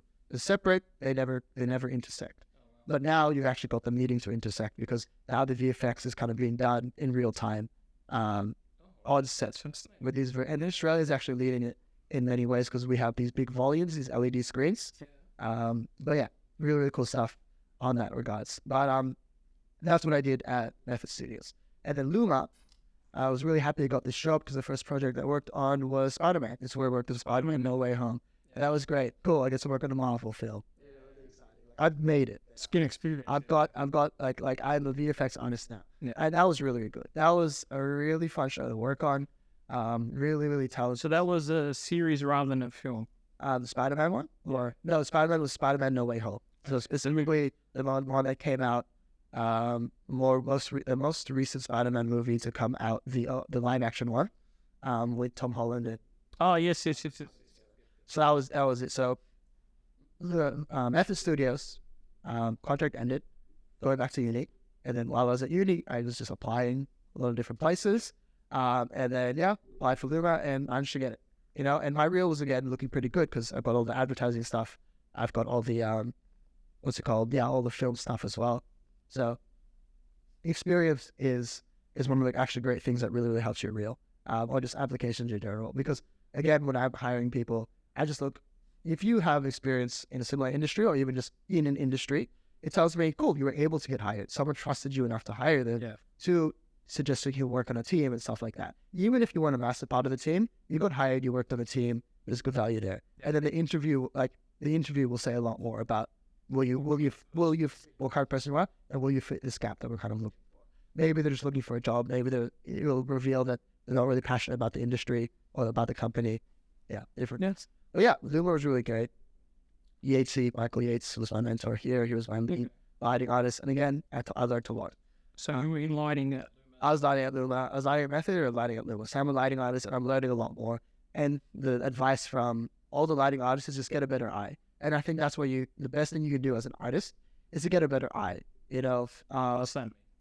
Know what looks good and what doesn't look good. Okay. And that's pretty nebulous, but there's a way to it. Like maybe you can't put your technical reason for it, but the more sometimes when you look at it, like I know this looks wrong, but I don't know why. And then you need to kind of get your technical skills up, and your technical eye will be good, and then your visual eye will look good. Actually, that's another reason why lighting is really good, because it's that balance between tech and art, right? Like you really need to be really technical and really visual. Like VFX is another one of that. You need to be very, very technical and you need to be very creative. And you need to be in the middle, or else you're going to have to be babysat. If you're very creative but not technical, you're always going to have to rely on someone. If the tool doesn't exist, you probably won't try it. And you're either going to hack away at things or you're not going to try it at all. If you're very technical but not creative, cool, you can make really accurate simulation. It doesn't look good. It's a balance of it. You need to be able to sit, and that's what the good people are. So that was always I was look, improve your technical literacy and your creative literacy, and they both will kind of stagger on top of each other. Like your eye will get better, and you won't know why things look good or bad. And your technical capabilities will get better, but then things will look bad, but you know how to do things, and then it'll stagger up. So I was learning a lot from there. Technical skills. Good chance to practice Python and programming. For automating a lot of things or just working at things. I'm still, Python's in VFX industry. Every software has their own language. And at this time, I've tried a lot of software. Katana, Maya, Arnold, V-Ray, a whole ZBrush, a whole bunch of different software to get the kind of thing that I need. And again, it's not about the software. The buttons will always change. It's about your technical and creative literacy. When I say technical, it's about your logic. A leads to B, leads to C, analyzing what the problem is, changing parameters, taking things away bit by bit. Your logic, fine-tuning. Anyone who's done programming, this is what you do, right? Or builds, mainly in algorithms as well. This is what you do. And then creative, again, it's do things look good, why do they look good, why don't they look good? Kind of thing. Satisfying the aesthetics as well. It is. And it's funny because as a child, I was thinking, I'd love to work in games and films, but I wasn't aiming for that. That wasn't my trajectory. And then years down the line, I ended up working in films and games, kind of, because I'm working on Unreal Engine now. Full circle. It is. It's interesting. You're Unreal Engine now. Yeah, so that's 2 steps now. Yeah, so Luma, Spiderman actually helped a lot for my reputation, I guess, because people don't know what a VFX artist is or what they do. Like it's funny because my mom she's like, she paints the pictures. I don't know, maybe It's explaining that to her friends. No one knows. No one understands what VFX. Even now with the Oppenheimer Barbie thing, and people saying there was no CG in these films. Like film critics don't understand what VFX and CG is. Even my friends who watch 100 films a year, they still don't understand what CG and VFX is, right? But when I said I worked on Spiderman, it doesn't matter what pops in their head. It's easy enough for them to say, "Oh yeah, cool, big film, really, really nice film." And Spiderman was a great one because it was a historical film. It was the kind of film that could only be made every few generations because it was the bringing together of a legacy. Spoilers for Spider-Man No Way Home, if you haven't seen it, it brought together, the 2 most prominent actors for Spider-Man, the 3, from the history, put them in one film and kind of embedded the legacy of Spider-Man. It's the only thing that you could make from a decade of love for a franchise. So it was a great one. It was a penultimate part of film to work on. Worked on Thor after that, and maybe a few other things. I think Thor and Spiderman were the main triggers from that film. But I started in the industry with an itch to make my own projects. Like in the back of my head, I always have my own film, my own games, and also for the interest of like the Muslim narrative, like media in the West, right? Yep. What representations of Islamic media can you have? There's a lot in like the Gulf and in the Middle East for their own audiences. There's always Arab films, Arab television shows, Indonesian films, Indonesian Malaysians, but nothing that's really cemented itself in the international community until Ertugrul. Ertugrul was a very good example of something made by a Muslim media company that cemented itself in the West on Netflix and things like that. Subtitles. Yeah, exactly. Sometimes, who would have thought? And I think now the appeal, before the concept of a foreign film winning the Oscars was like unheard of, right? It couldn't really happen. But the concept of foreign film, K-dramas at its height. Yeah, 100%. Exactly. Turkish media also at its height, much thanks to Ertugrul. So the especially thanks to streaming services, what people are willing to try and watch has changed a lot. Bollywood, of course, was always up there, though. Yeah. Well, again, it's still mostly consumed by its own audiences. But yeah, so I always worked to make my own stuff, especially contribute to Muslim media. So I jumped over to a company called Flying Bark. My contract didn't end at Luma. I was actually really enjoying my time there, and my mentors invested so much in me at the time. But Flying Bark at the time was working on some original content. They're working on the What If animated series, Marvel What If animated series, which was an animated series that took what if Captain America never got the serum, and in fact someone else did. What if the Wasp's father was actually evil? What if Star-Lord was like the person from Wakanda, the Black Panther, was actually picked up and brought to space instead of Star-Lord? It asked those kind of questions. Very sensible. It's very creative. It was really fun at the time, kind of thing. So they were working on that at the time, but they were also working on a lot of original content, like the 100% Wolf series, Lion and the Bee, and a lot of other stuff. But their passion, of course, was original content. So I wanted to go there and learn that stuff in the animation industry. Are they Melbourne-based? They're Sydney-based. Sydney-based. So they're definitely one of the best animation studios in Australia. Okay. Yeah, so definitely they submit themselves there. And they're also very passionate about Australian-made content. So they're working right now on an animation for an adaptation of Shah Tan's book. Shah Tan is a really prominent picture book illustrator. He wrote The Rabbits. He wrote Tales of Out Suburbia. So really, really good. He was an immigrant to Australia. So he's very, very, a lot of his themes are like that, but he also has a visual style, which is like parallels. Really, really inspirational. Sean Tan, look him up. So they're working on that. A very, very Australian product, right? But they're also working on 100% Wolf, which was a project I was working on, which is an original show on ABC.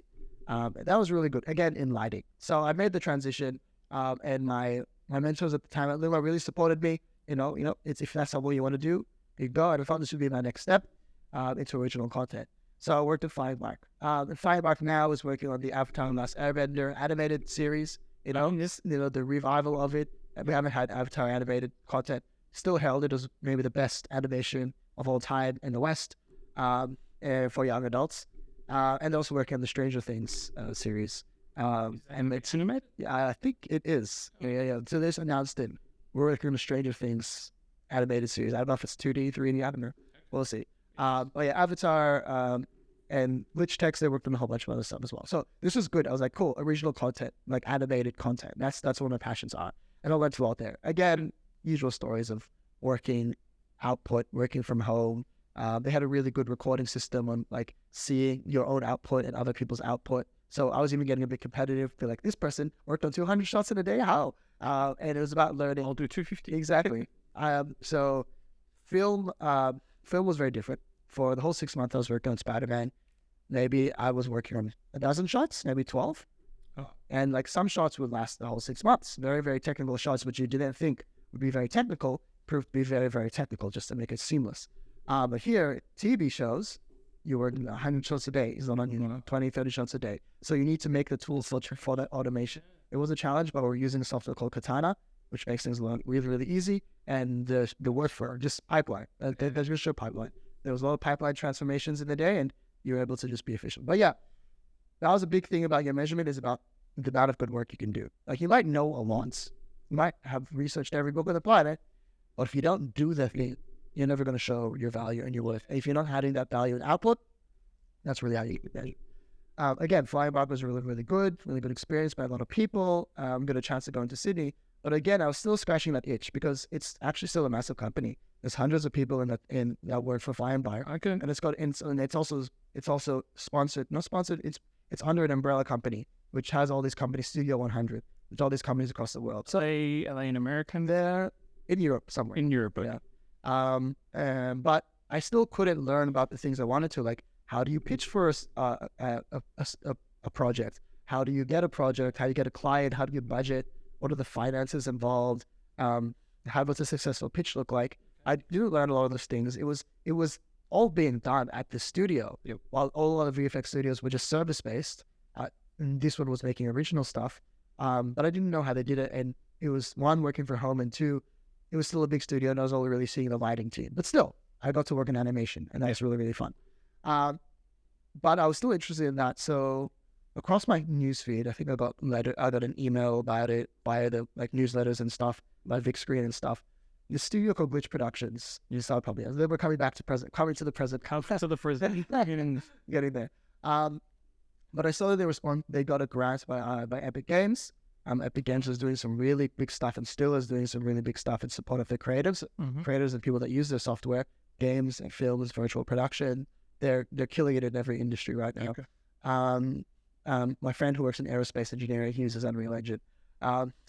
But it comes from the genuine want to add value to certain industries. When I started using Unreal Engine, there wasn't many film tools available. It was very much a game stuff. But Anthony Reed, the regional manager of Unreal Engine, he would talk to studio heads about how can we make this better. Is it the APAC regional manager? For Epic Games for Australia Pacific. I don't know actually, or maybe just Australia. But Tony Reed, and like him and all the people, they really were making this work, and they made it work. Like Epic Games, Unreal Engine is now cemented itself. So does Epic Games own Unreal Engine? Yeah, Epic Games. They make Unreal Engine, film, everything. Yeah, so the grants program is really generous and really great. So like, cool, this thing at Glitch Productions, Australian company, grants from Epic Games, also got grants from Big Screen. Their stuff was good at the time. I was like, cool. Meta Runners was a show that I was seeing at the time. When was this? This was probably 2021, 2022. Okay. Yeah, I started to keep an eye on them, right? And I was like, this stuff is pretty good.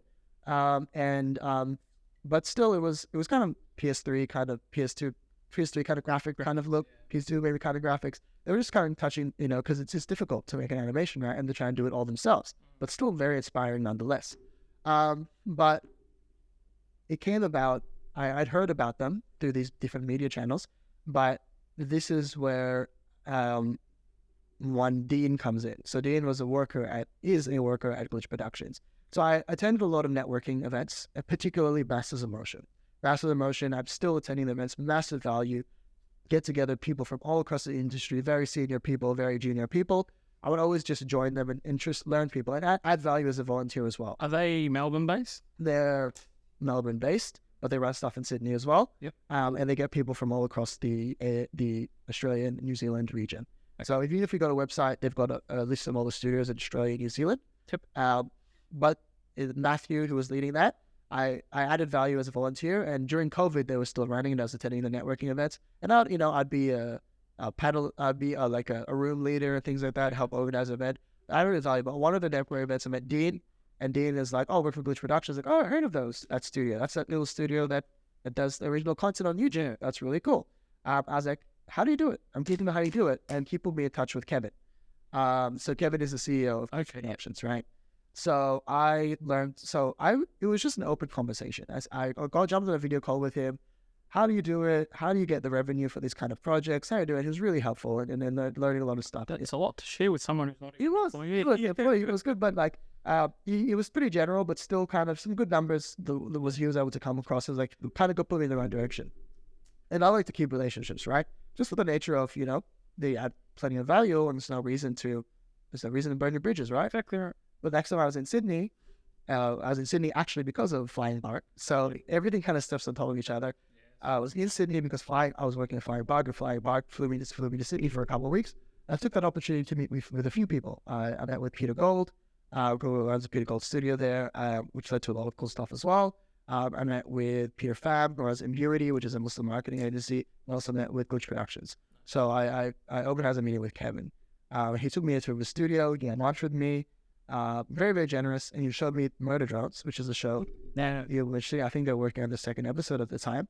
I was like, oh wow, this is a far cry. This is a massive leap from the Murder Runner stuff that I was seeing before. Yeah. But this was looking really, really good. And they were just jumping into Unreal Engine 5 at the time. So massive leap between Unreal Engine 4 and 5 in terms of just visual fidelity. The amount of polygons so they can use with Nanite, Lumen, which is a new global illumination method. Anything you want me to go deeper into, feel free to let me know, because I know I'm saying a lot of just words, jargon sometimes.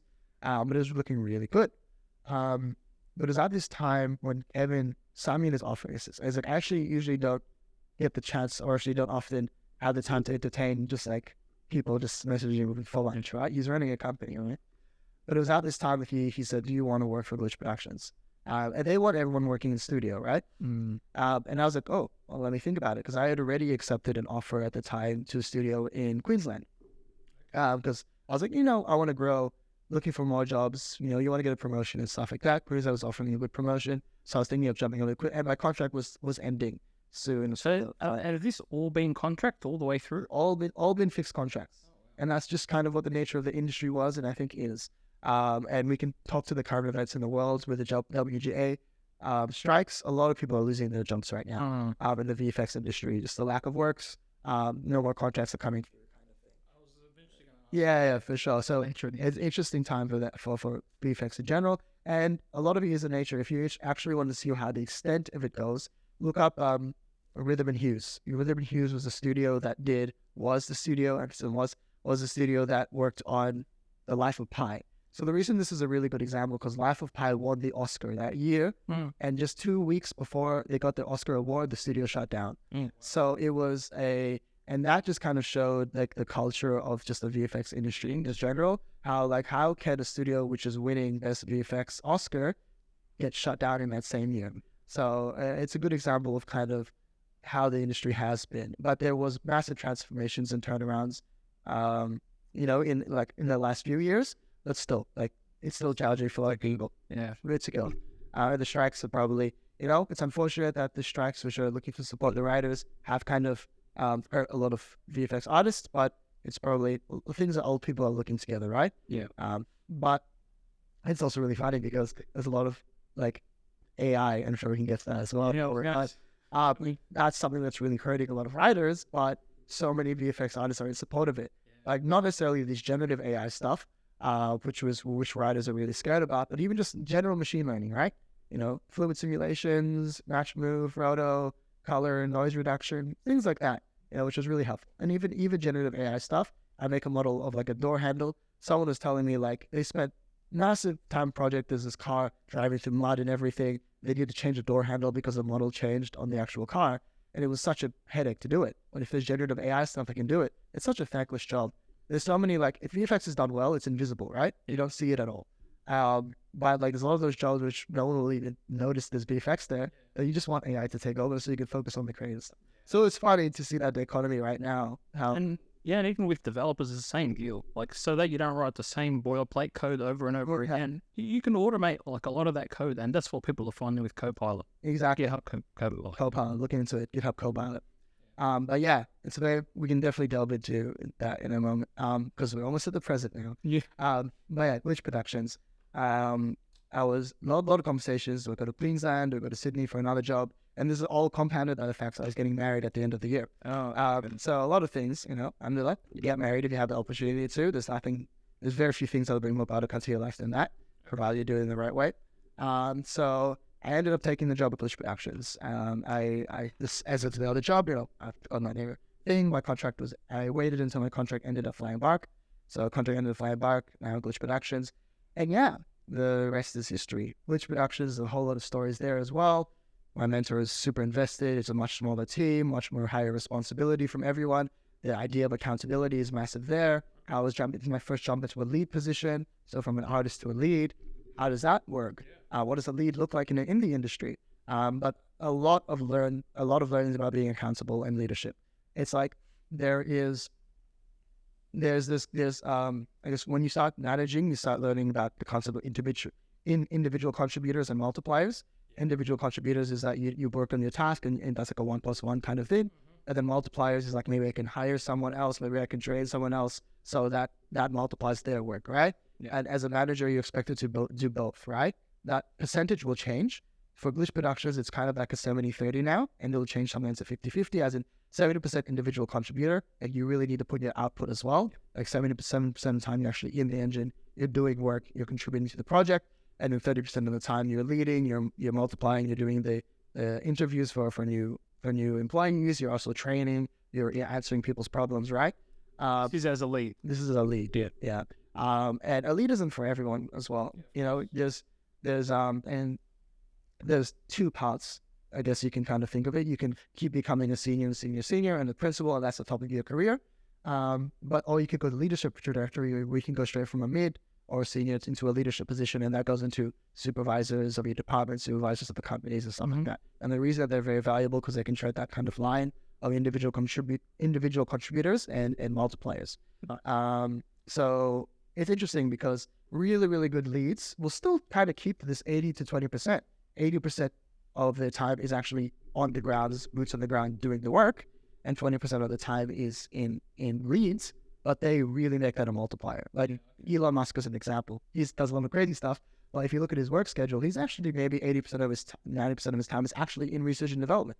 He's actually researching and developing himself. You would have thought that he's leading multiple companies, but that 10 to 20% of his time, he's like a multiplier times 1,000, times 100. Very effective. He can sit in a meeting, he can say one thing, and then immediately you've got hundreds of people, employees, or very, very effective people, all doing work for him, right? So it's about, I think there is that balance. A really, really good lead probably does stick to that 70 to 80% time as an individual contributor, and then 20% as like a multiplier, right?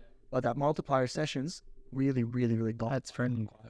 Because I guess people are in leadership positions for different reasons, right? But in some scenarios, if you kind of were an artist and brought up to a leadership position because you just were seeing the potential of it, at 70 to 80 to 90%, you're probably doing it because maybe you're the only person who can do it or knows how to do it, or you've got that scope or that understanding across the whole pipeline to make the decisions in those kind of areas. So a lot of learning. I'm still in the middle of that journey. With Glitch? With Glitch Productions. And I think Glitch Productions, like I said, it's an anomaly. I think they're the only people that are doing stuff in the world like this in the world. They're making their writing. So WGA strikes and everything, we've been very unaffected by it. Yeah, be even benefited from it because most people, their experience of content, like just like content in general, of consuming just content is what content is doing is the competing for your attention. You're not competing against Marvel. It's not Marvel versus DC versus Nickelodeon, right? It's competing for your attention, right? That includes Instagram. That includes just going to the park. That includes like just spending time with your family, right? That is how you spend your time in entertainment. Well, most people actually, it's about maybe 15 to 20 scrolling from Netflix, 15 to 20 minutes scrolling to Netflix, finding that there's nothing you want to do, or not even Netflix, the 5 streaming services that you have to subscribe to now. And you know what? I'll just scroll Instagram for 2 hours, 3 hours. It's a competition for eyeballs. Well, yeah, exactly. Competition for eyeballs, right? But, while the eyeballs are trying to split between all these different streaming services, people are already on YouTube. And we're on YouTube. And not only that, is they've made a really good revenue model where they can actually run their entire company on YouTube and still keep making shows. How much can you share about the actual revenue? Yeah, so I can share everything they share publicly. Yeah, okay. It costs about $200,000 to $300,000 to make an episode. So that's your benchmark. We maybe release about 6 episodes a year. So you can kind of already start adding that up. Your budget's in the millions. And that doesn't even include, overheads as well. I don't exactly know what those numbers contribute, how they calculate those numbers. Maybe that includes overheads. Maybe that includes things like just the staff revenue, stuff like that. But $200,000, which is actually cheap in comparison. Generally, an episode in the US, it's made in the US, costs about $500,000 to $1 million US to make an episode of anything. 22-minute episode. This is like animation. This is animation as well. And a lot of our success is driven through our company structure, the way that we actually do things in indie. A lot of precision, I guess, and putting attention to the right areas, a lot of accountability, a lot of trust, which is a massive part of it, no micromanaging, or just like building to a spot where you don't have to micromanage. and using Unreal Engine. Unreal Engine is also one of the few people which are using Unreal Engine for final pixel animation. Maybe people use it as support. Everything's still used for video games. But you see how video game graphics are now. Like it's incredible. It's better than some of the stuff you see on Netflix or streaming services. But so Unreal Engine as well. And just before we move on, what's final pixel animation? Final pixel is, I just mean like what comes out of Engine is what you see on the screen. Like you can kind of do that, right? There was a lot of conversation because there's still a clear cut between like using Arnold, like more physically based render engines, like not video game ones like Arnold, Redshift. These ones like Unreal Engine renders a pixel like in real time, right? In a fraction of a second, right? It needs to make that image.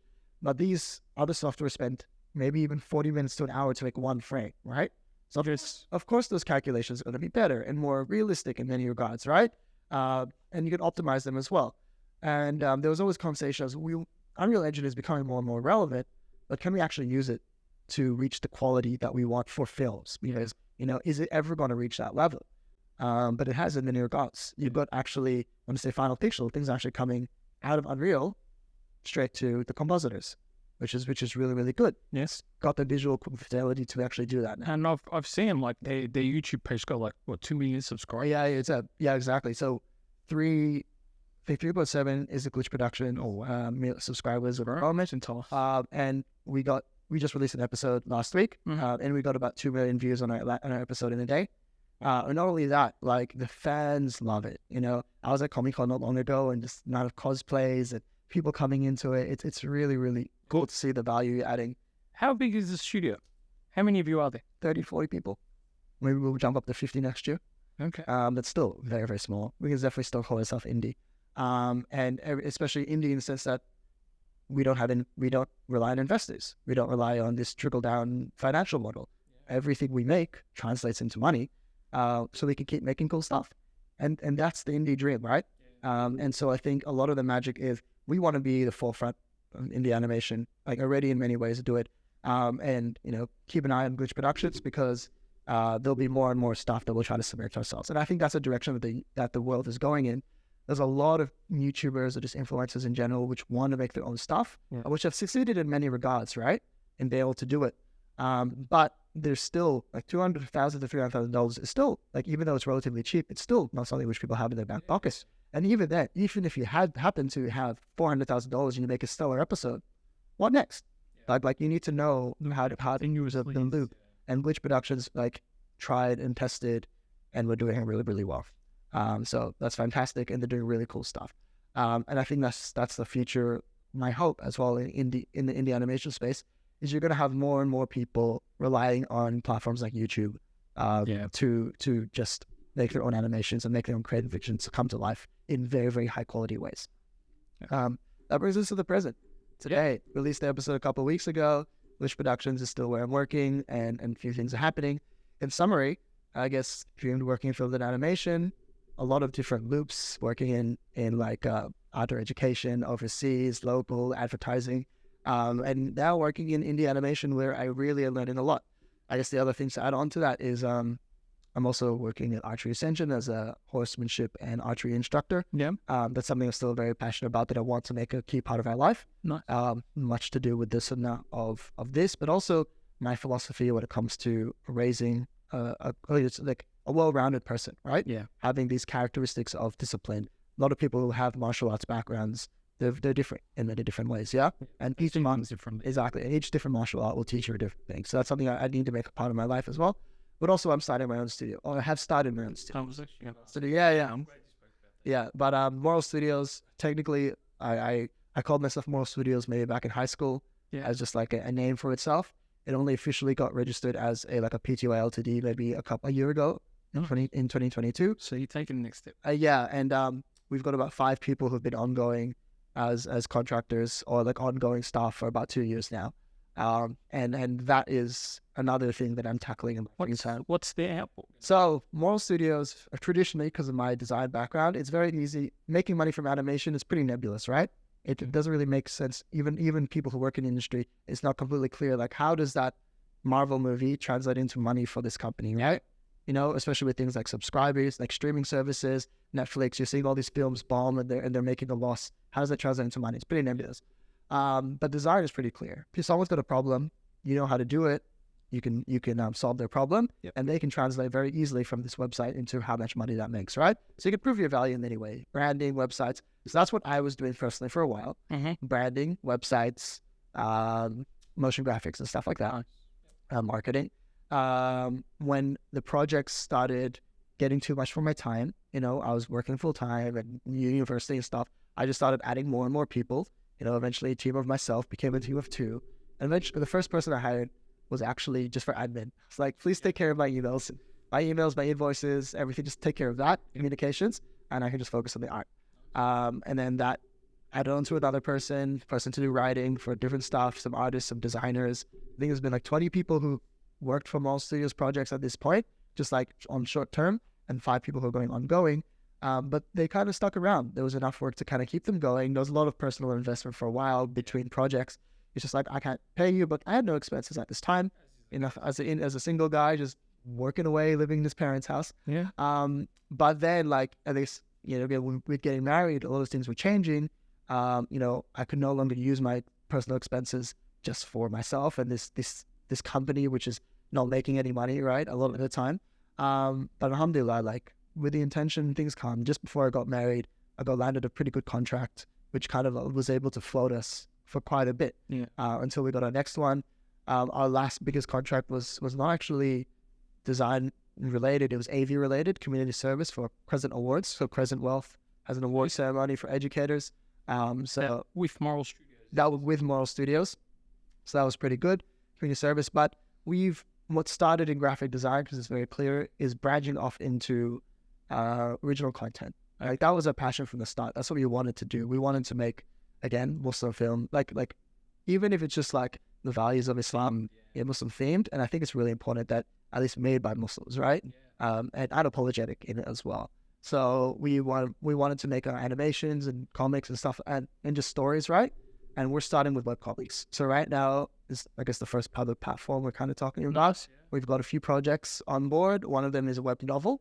We already have a web novel. So we've already got a web novel online called Parallel Child. If you go to our Instagram, you can see Parallel Child online. Since we're here, where can people find you? Yeah, so moral__studios. You can find double underscore. Just make it difficult for people. But moral__studios. You can even just Google Moral Studios. I think our SEO is actually pretty decent now. It'll take you directly to our website or Instagram or LinkedIn, or a Behance page. You'll find our stuff there. Our Behance page is probably the best place at the moment to find our service-based work. And then on our Instagram, you'll just keep updated on things. And look, we'll make it easy. We'll put the links. Oh, for sure. Yeah, that'll be perfect. In the description of the show here. That's it. So Moral Studios, we worked on a web novel. The reason, because, compared to $200,000, $300,000, we don't have that much to burn at the moment, right? But we can maybe burn, quote unquote, the hundreds of the thousands, right? In terms of just seeing things that work. So a web novel was a really good place to kind of tap our feet into it. It was kind of very undirected, though. We were just kind of, let's make something. So we got something. It's good. Well, it was supposed to be a 4-month project, and that's taking us like a year and a half. But it's there. It's out there, and it's finished, and I'm really proud of it. It's complete? It's complete. It's already there. It's finished. When was it complete? I think at the start of this year. We released. Okay, so pretty recent. Yeah, pretty recently. We released at the start of this year. Really great illustrations. It's about a student who's similar to a lot of people in grade 11, 12, discovering what to do with their life. But then just before they're making their big decisions, these 4 enigmatic figures that look like him start pulling him in different directions on telling him what to do. So it's kind of like a psychological drama in some kind of sense. This high school kid is like, why are these random people trying to pull me in different directions? And that was just to try to have a personification of like the different parts of you that, like, you should be a lawyer, you should be a doctor, you should be this thing. And we personified that. Should have told us before the Careers Expo. Yeah. For them, with the kids. Would have been a nice one to share. But very relevant to I guess, university student. Yeah. And it was a nice one to do. But now our projects are a lot more directed. We've actually got someone who used to, an ex-employee of TRT, who is of Turkish radio television, who did the content creation for Ertugrul and stuff, helping us very, very closely with the projects that we're They're based here or overseas? They're based in Turkey. Yep. But they meet with us very regularly, twice a week or so, in helping us with our next projects. And it's a lot more directed. And you will probably see the first one maybe later this year. First web novel. I'm really excited about it. I just jumped off a meeting on Thursday with the team, and it's looking really, really cool. Yeah, look forward to see. But original content, but we're focusing on web comics and web novels, because that industry is actually quite an interesting one now.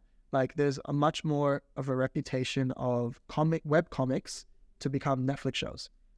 So that's something that's happening as well. And You give us an example. so The Black Knight is a webcomic that is on. It's a Korean. Manhwa is becoming Korean dramas. This is like everyone knows Japan. Manga's becoming anime. Very, very, very common occurrence of mangas becoming live action things. But Japan is a lot more of a closed kind of. Japanese artists work for Japanese companies, and it's very much just in there, right? Okay. And there is no manga. There's no community manga distribution network anywhere in the world except Japan. Like, you can't. That is just widely known, right? The general life cycle of a Japanese comic, of a Japanese show, is you publish something to a publisher, they put it in a magazine, you buy those magazines physically in stores still. Oh, I think there's some subscription models, but a lot of it is region locked to Japan. And if it's good enough, it becomes a serialization, and if that's good enough, that becomes a show. Yeah. And the production costs of their things is a lot lower as well, just like comics and stuff like that. But we're seeing a similar thing in the West with actually Korean stuff. So webtoons, tapas, for a long time have been good webcomic stuff, and Wattpad being for novels. But there's a growing trend. So The Black Knight is an example of something which was a webcomic, and just like scroll just a webcomic, and then it got picked up by a studio. Now it's a K-drama on Netflix. So Netflix, yeah. So this is actually real lifestyle. And the thing is, chatting to more and more people, gone are the days where you would make an idea, you'd pitch it to a producer, and they pick it up, right? Yeah. Producers aren't looking for that anymore. When's the last time you saw something online that was an original story written by that person? Not very often. It's usually adapted from a book or a novel, comic. Like, it's adapted from something. Why? Because it's proof that it has an audience. From a financial level, you can be like, cool, if you have X amount of subscribers, that'll translate to X amount of people who subscribe to your streaming platform. That's how you kind of look at it in different terms. But here it's like, prove to me that this works. Prove to me that this story has legs, especially with how easy it is to make things as comics or stories now. That's how Glitch Production has found Liam Vickers, who was our current showrunner of Murder Drones. He was already making his own content, little animatics, little thing, but he had a big audience. So he's like, this guy needs legs. So we gave it. You can give him the legs. Glitch gave it to him, and it just exploded. Yeah, it just exploded. So giving those people legs is really, really good. So we're going to try with webcomics. There's no limitations in this way. These webcomics have millions, tens of millions of subscribers, likes, viewers each week, hundreds of thousands. So if you can prove that it works there, it's a very direct. And is the best way to stay up to date with the release of your webcomics through social media? Social media. So Instagram is a current social media. We're currently building all the social media at the moment. It's pretty bare bones at the moment. We have a website, which is it's really just like a landing page at the moment. But soon, in the coming months, we'll have a website up, and that'll have links to all our Instagram, to our social media. Currently just on Instagram, but yeah, Twitter, TikTok, YouTube. Yeah. We've got a plan for all of that as well. All right, and we'll finish on a light note. Yeah. What influence will AI have on VFX and all this, on the industry as a whole? It's AI is transformative. I think, like just as a technology. Just so speaking to the technology itself. A few years back, we were having conversations. I was attending conferences in China, and they're talking about the most transformative or disruptive things in the world, right? Not even just specific. Overall, the entire world. Blockchain, big data, and AI. And all of them come together, and they've all proved themselves working together as well. Yeah. Blockchain disrupted the economy quite dramatically with the concept of Bitcoin and other similar like cryptocurrencies, right? Massive financial investment there. Blockchain contracts and other places is becoming really prominent as well. AI, big data. We're collecting. I've got like 3 devices on me right now. My smartwatch, my phone, and my tablet, everything. A computer as well. Data is being collected in all of them. The difference between a successful company and a non-successful company would be how can you interpret that data? Because it's being there, producing it. Petabytes and petabytes. Even like massive, unfathomable amounts of it. And AI is also an aid to kind of interpret all of that, right? So AI as a machine learning tool and like bare bones of it, input, trained, output, massive thing. If you've ever written algorithms before, you can know how they're only works for very specific situations, right? Yep. As much as you want to kind of diversify it, your algorithm's built to solve one thing. AI can do so many things, can solve so many problems, and you don't need to tell it how.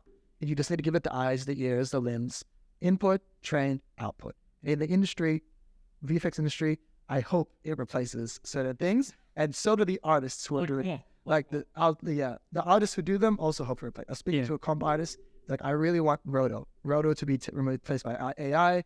I really want. Can you say Roto? So Roto match move. Roto is tracing. It's essentially tracing. Every single frame, you need to trace the outline of hair or people or things like that. It's essentially creating mats, right? And like it's something that needs to be done in every single VFX. Yep. Even if you're a very VFX light show, you will need to do that. Roto. Match moving is replacing a CG camera with a real camera with a CG camera, or just like limbs, like tracing things in very manual labor things, right? And like noise reduction, already using that. Like NVIDIA has done some really cool stuff. You say noise reduction? Noise reduction, when you render something, just by the nature of ray traced or path traced rendering, depending how you define it, the image will not be very sharp. And the sharper you want the image, the longer it's going to take to render. But what you can do now is you can render that half quality, and AI will fill in the pixels. It can even fill in entire frames. Frame 1, frame 3, you can know what frame 2 looks like. That reduces the render time by half. That's massive. 1 hour compared to 2 hours is massive. So I think in that regards, it's definitely should make some massive differences. Generative AI is, I think, the one that will be the interesting thing. My opinions on it is it's very cool. The ethical parts of it, I'll talk to it in a second. But when text to text generations, like things like ChatGPT, things like Midjourney, things like Stable Diffusion, it's how can it not be mind blowing, right? It is a very simple input, and it gives you incredibly comprehensive stuff, especially the AI art stuff. These pixels never existed before in this kind of formation. Like, if you do it in certain ways, it's incomprehensible. You're not able to actually know where it got the inspiration from, right? And like already in the industry, like we look at references all the time. We do photo bashing, concept. Like we take reference from everywhere. But like AI does it in a way where, and you can still recognize where the inspiration and influence is. But these generative AI stuff, it's impossible in many ways to kind of see. It's kind of mind blowing. But I think a lot of things can be solved to be true to what it is, right? Are you an artist if you use AI art? As a question, can you sell it as your own artwork? Can you say that you're talented in this kind of regard? I think a lot of people can kind of just cut the fat by just being true to what it is.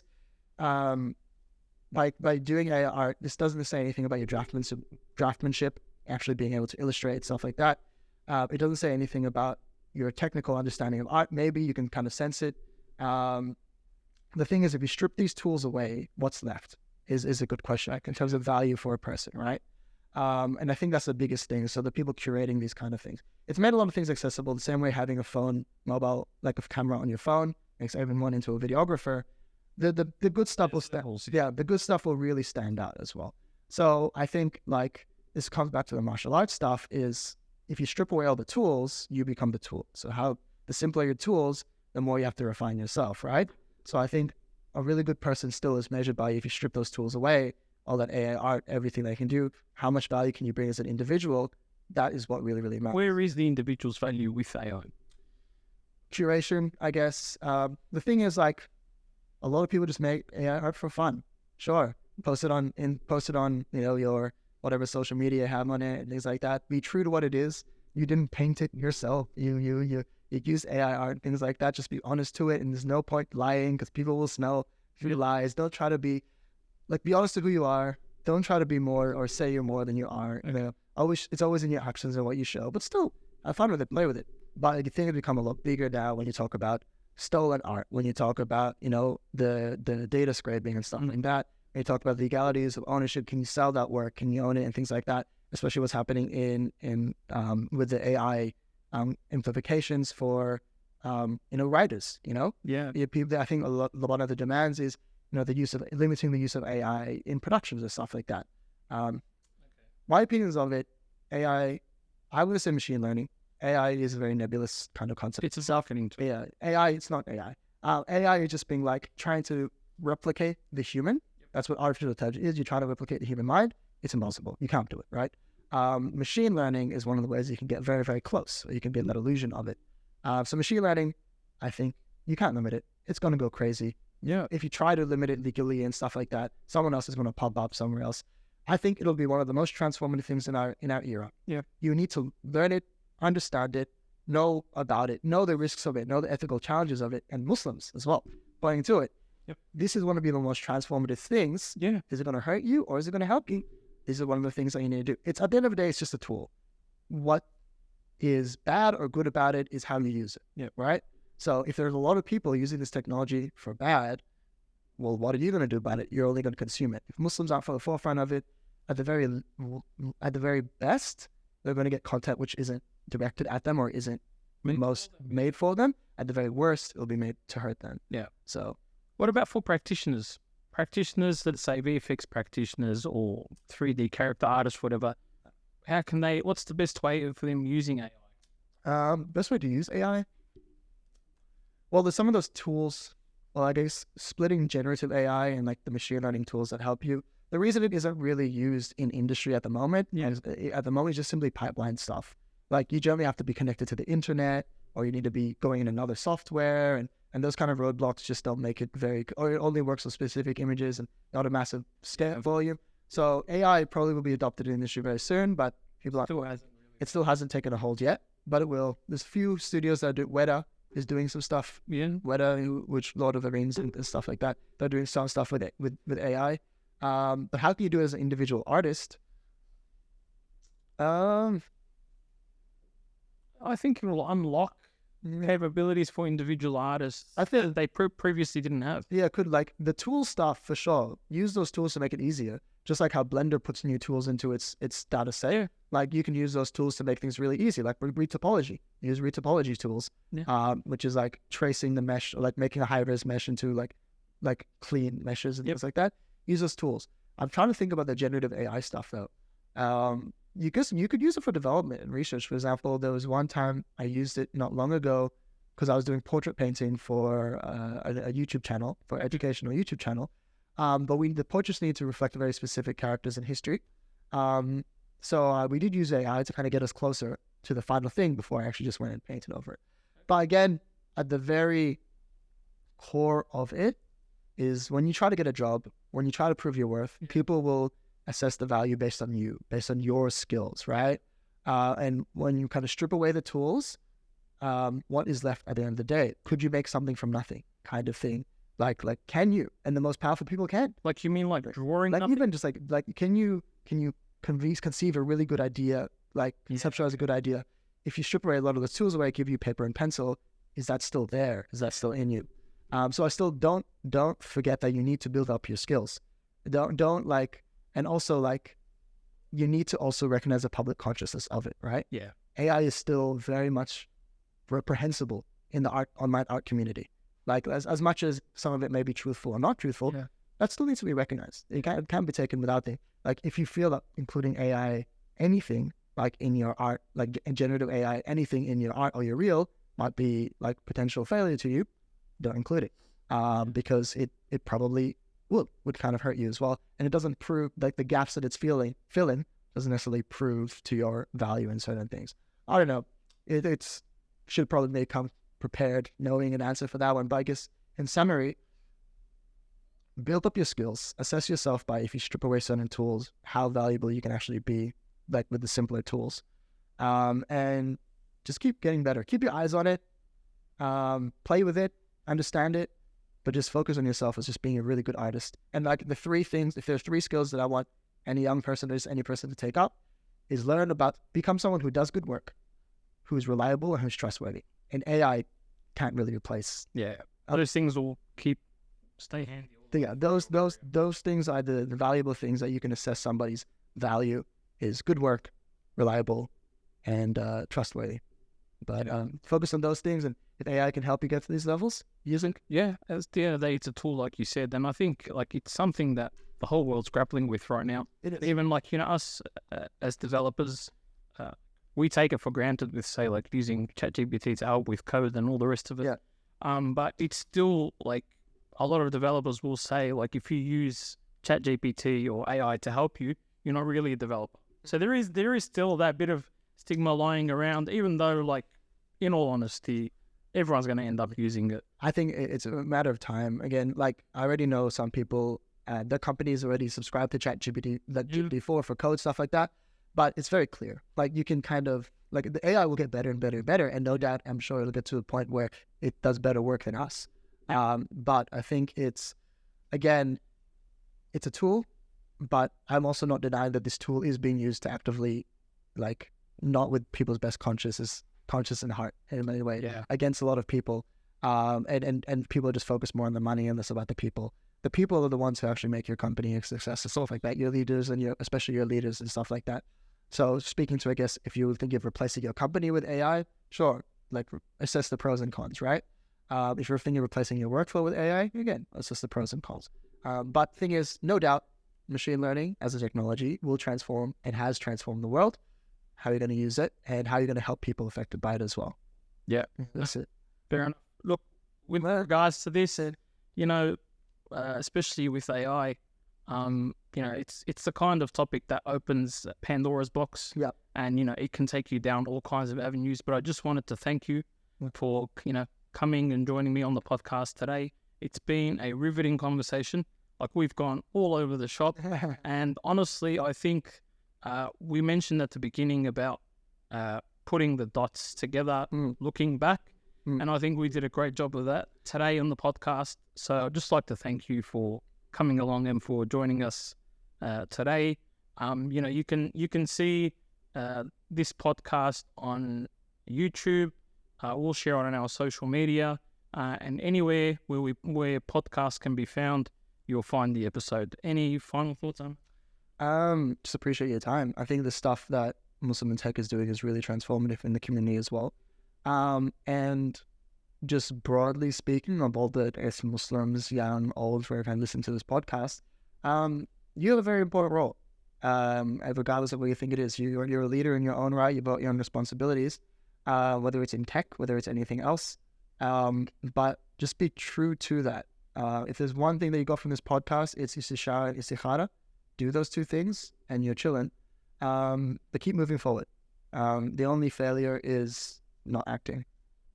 So really just do stuff and do it with qadar and taqwa. Enjoy and keep listening to Rasha's podcast. Thank you very much for tuning in, and Assalamu alaikum wa rahmatullahi wa barakatuh. Wa alaikum assalam wa rahmatullahi wa barakatuh.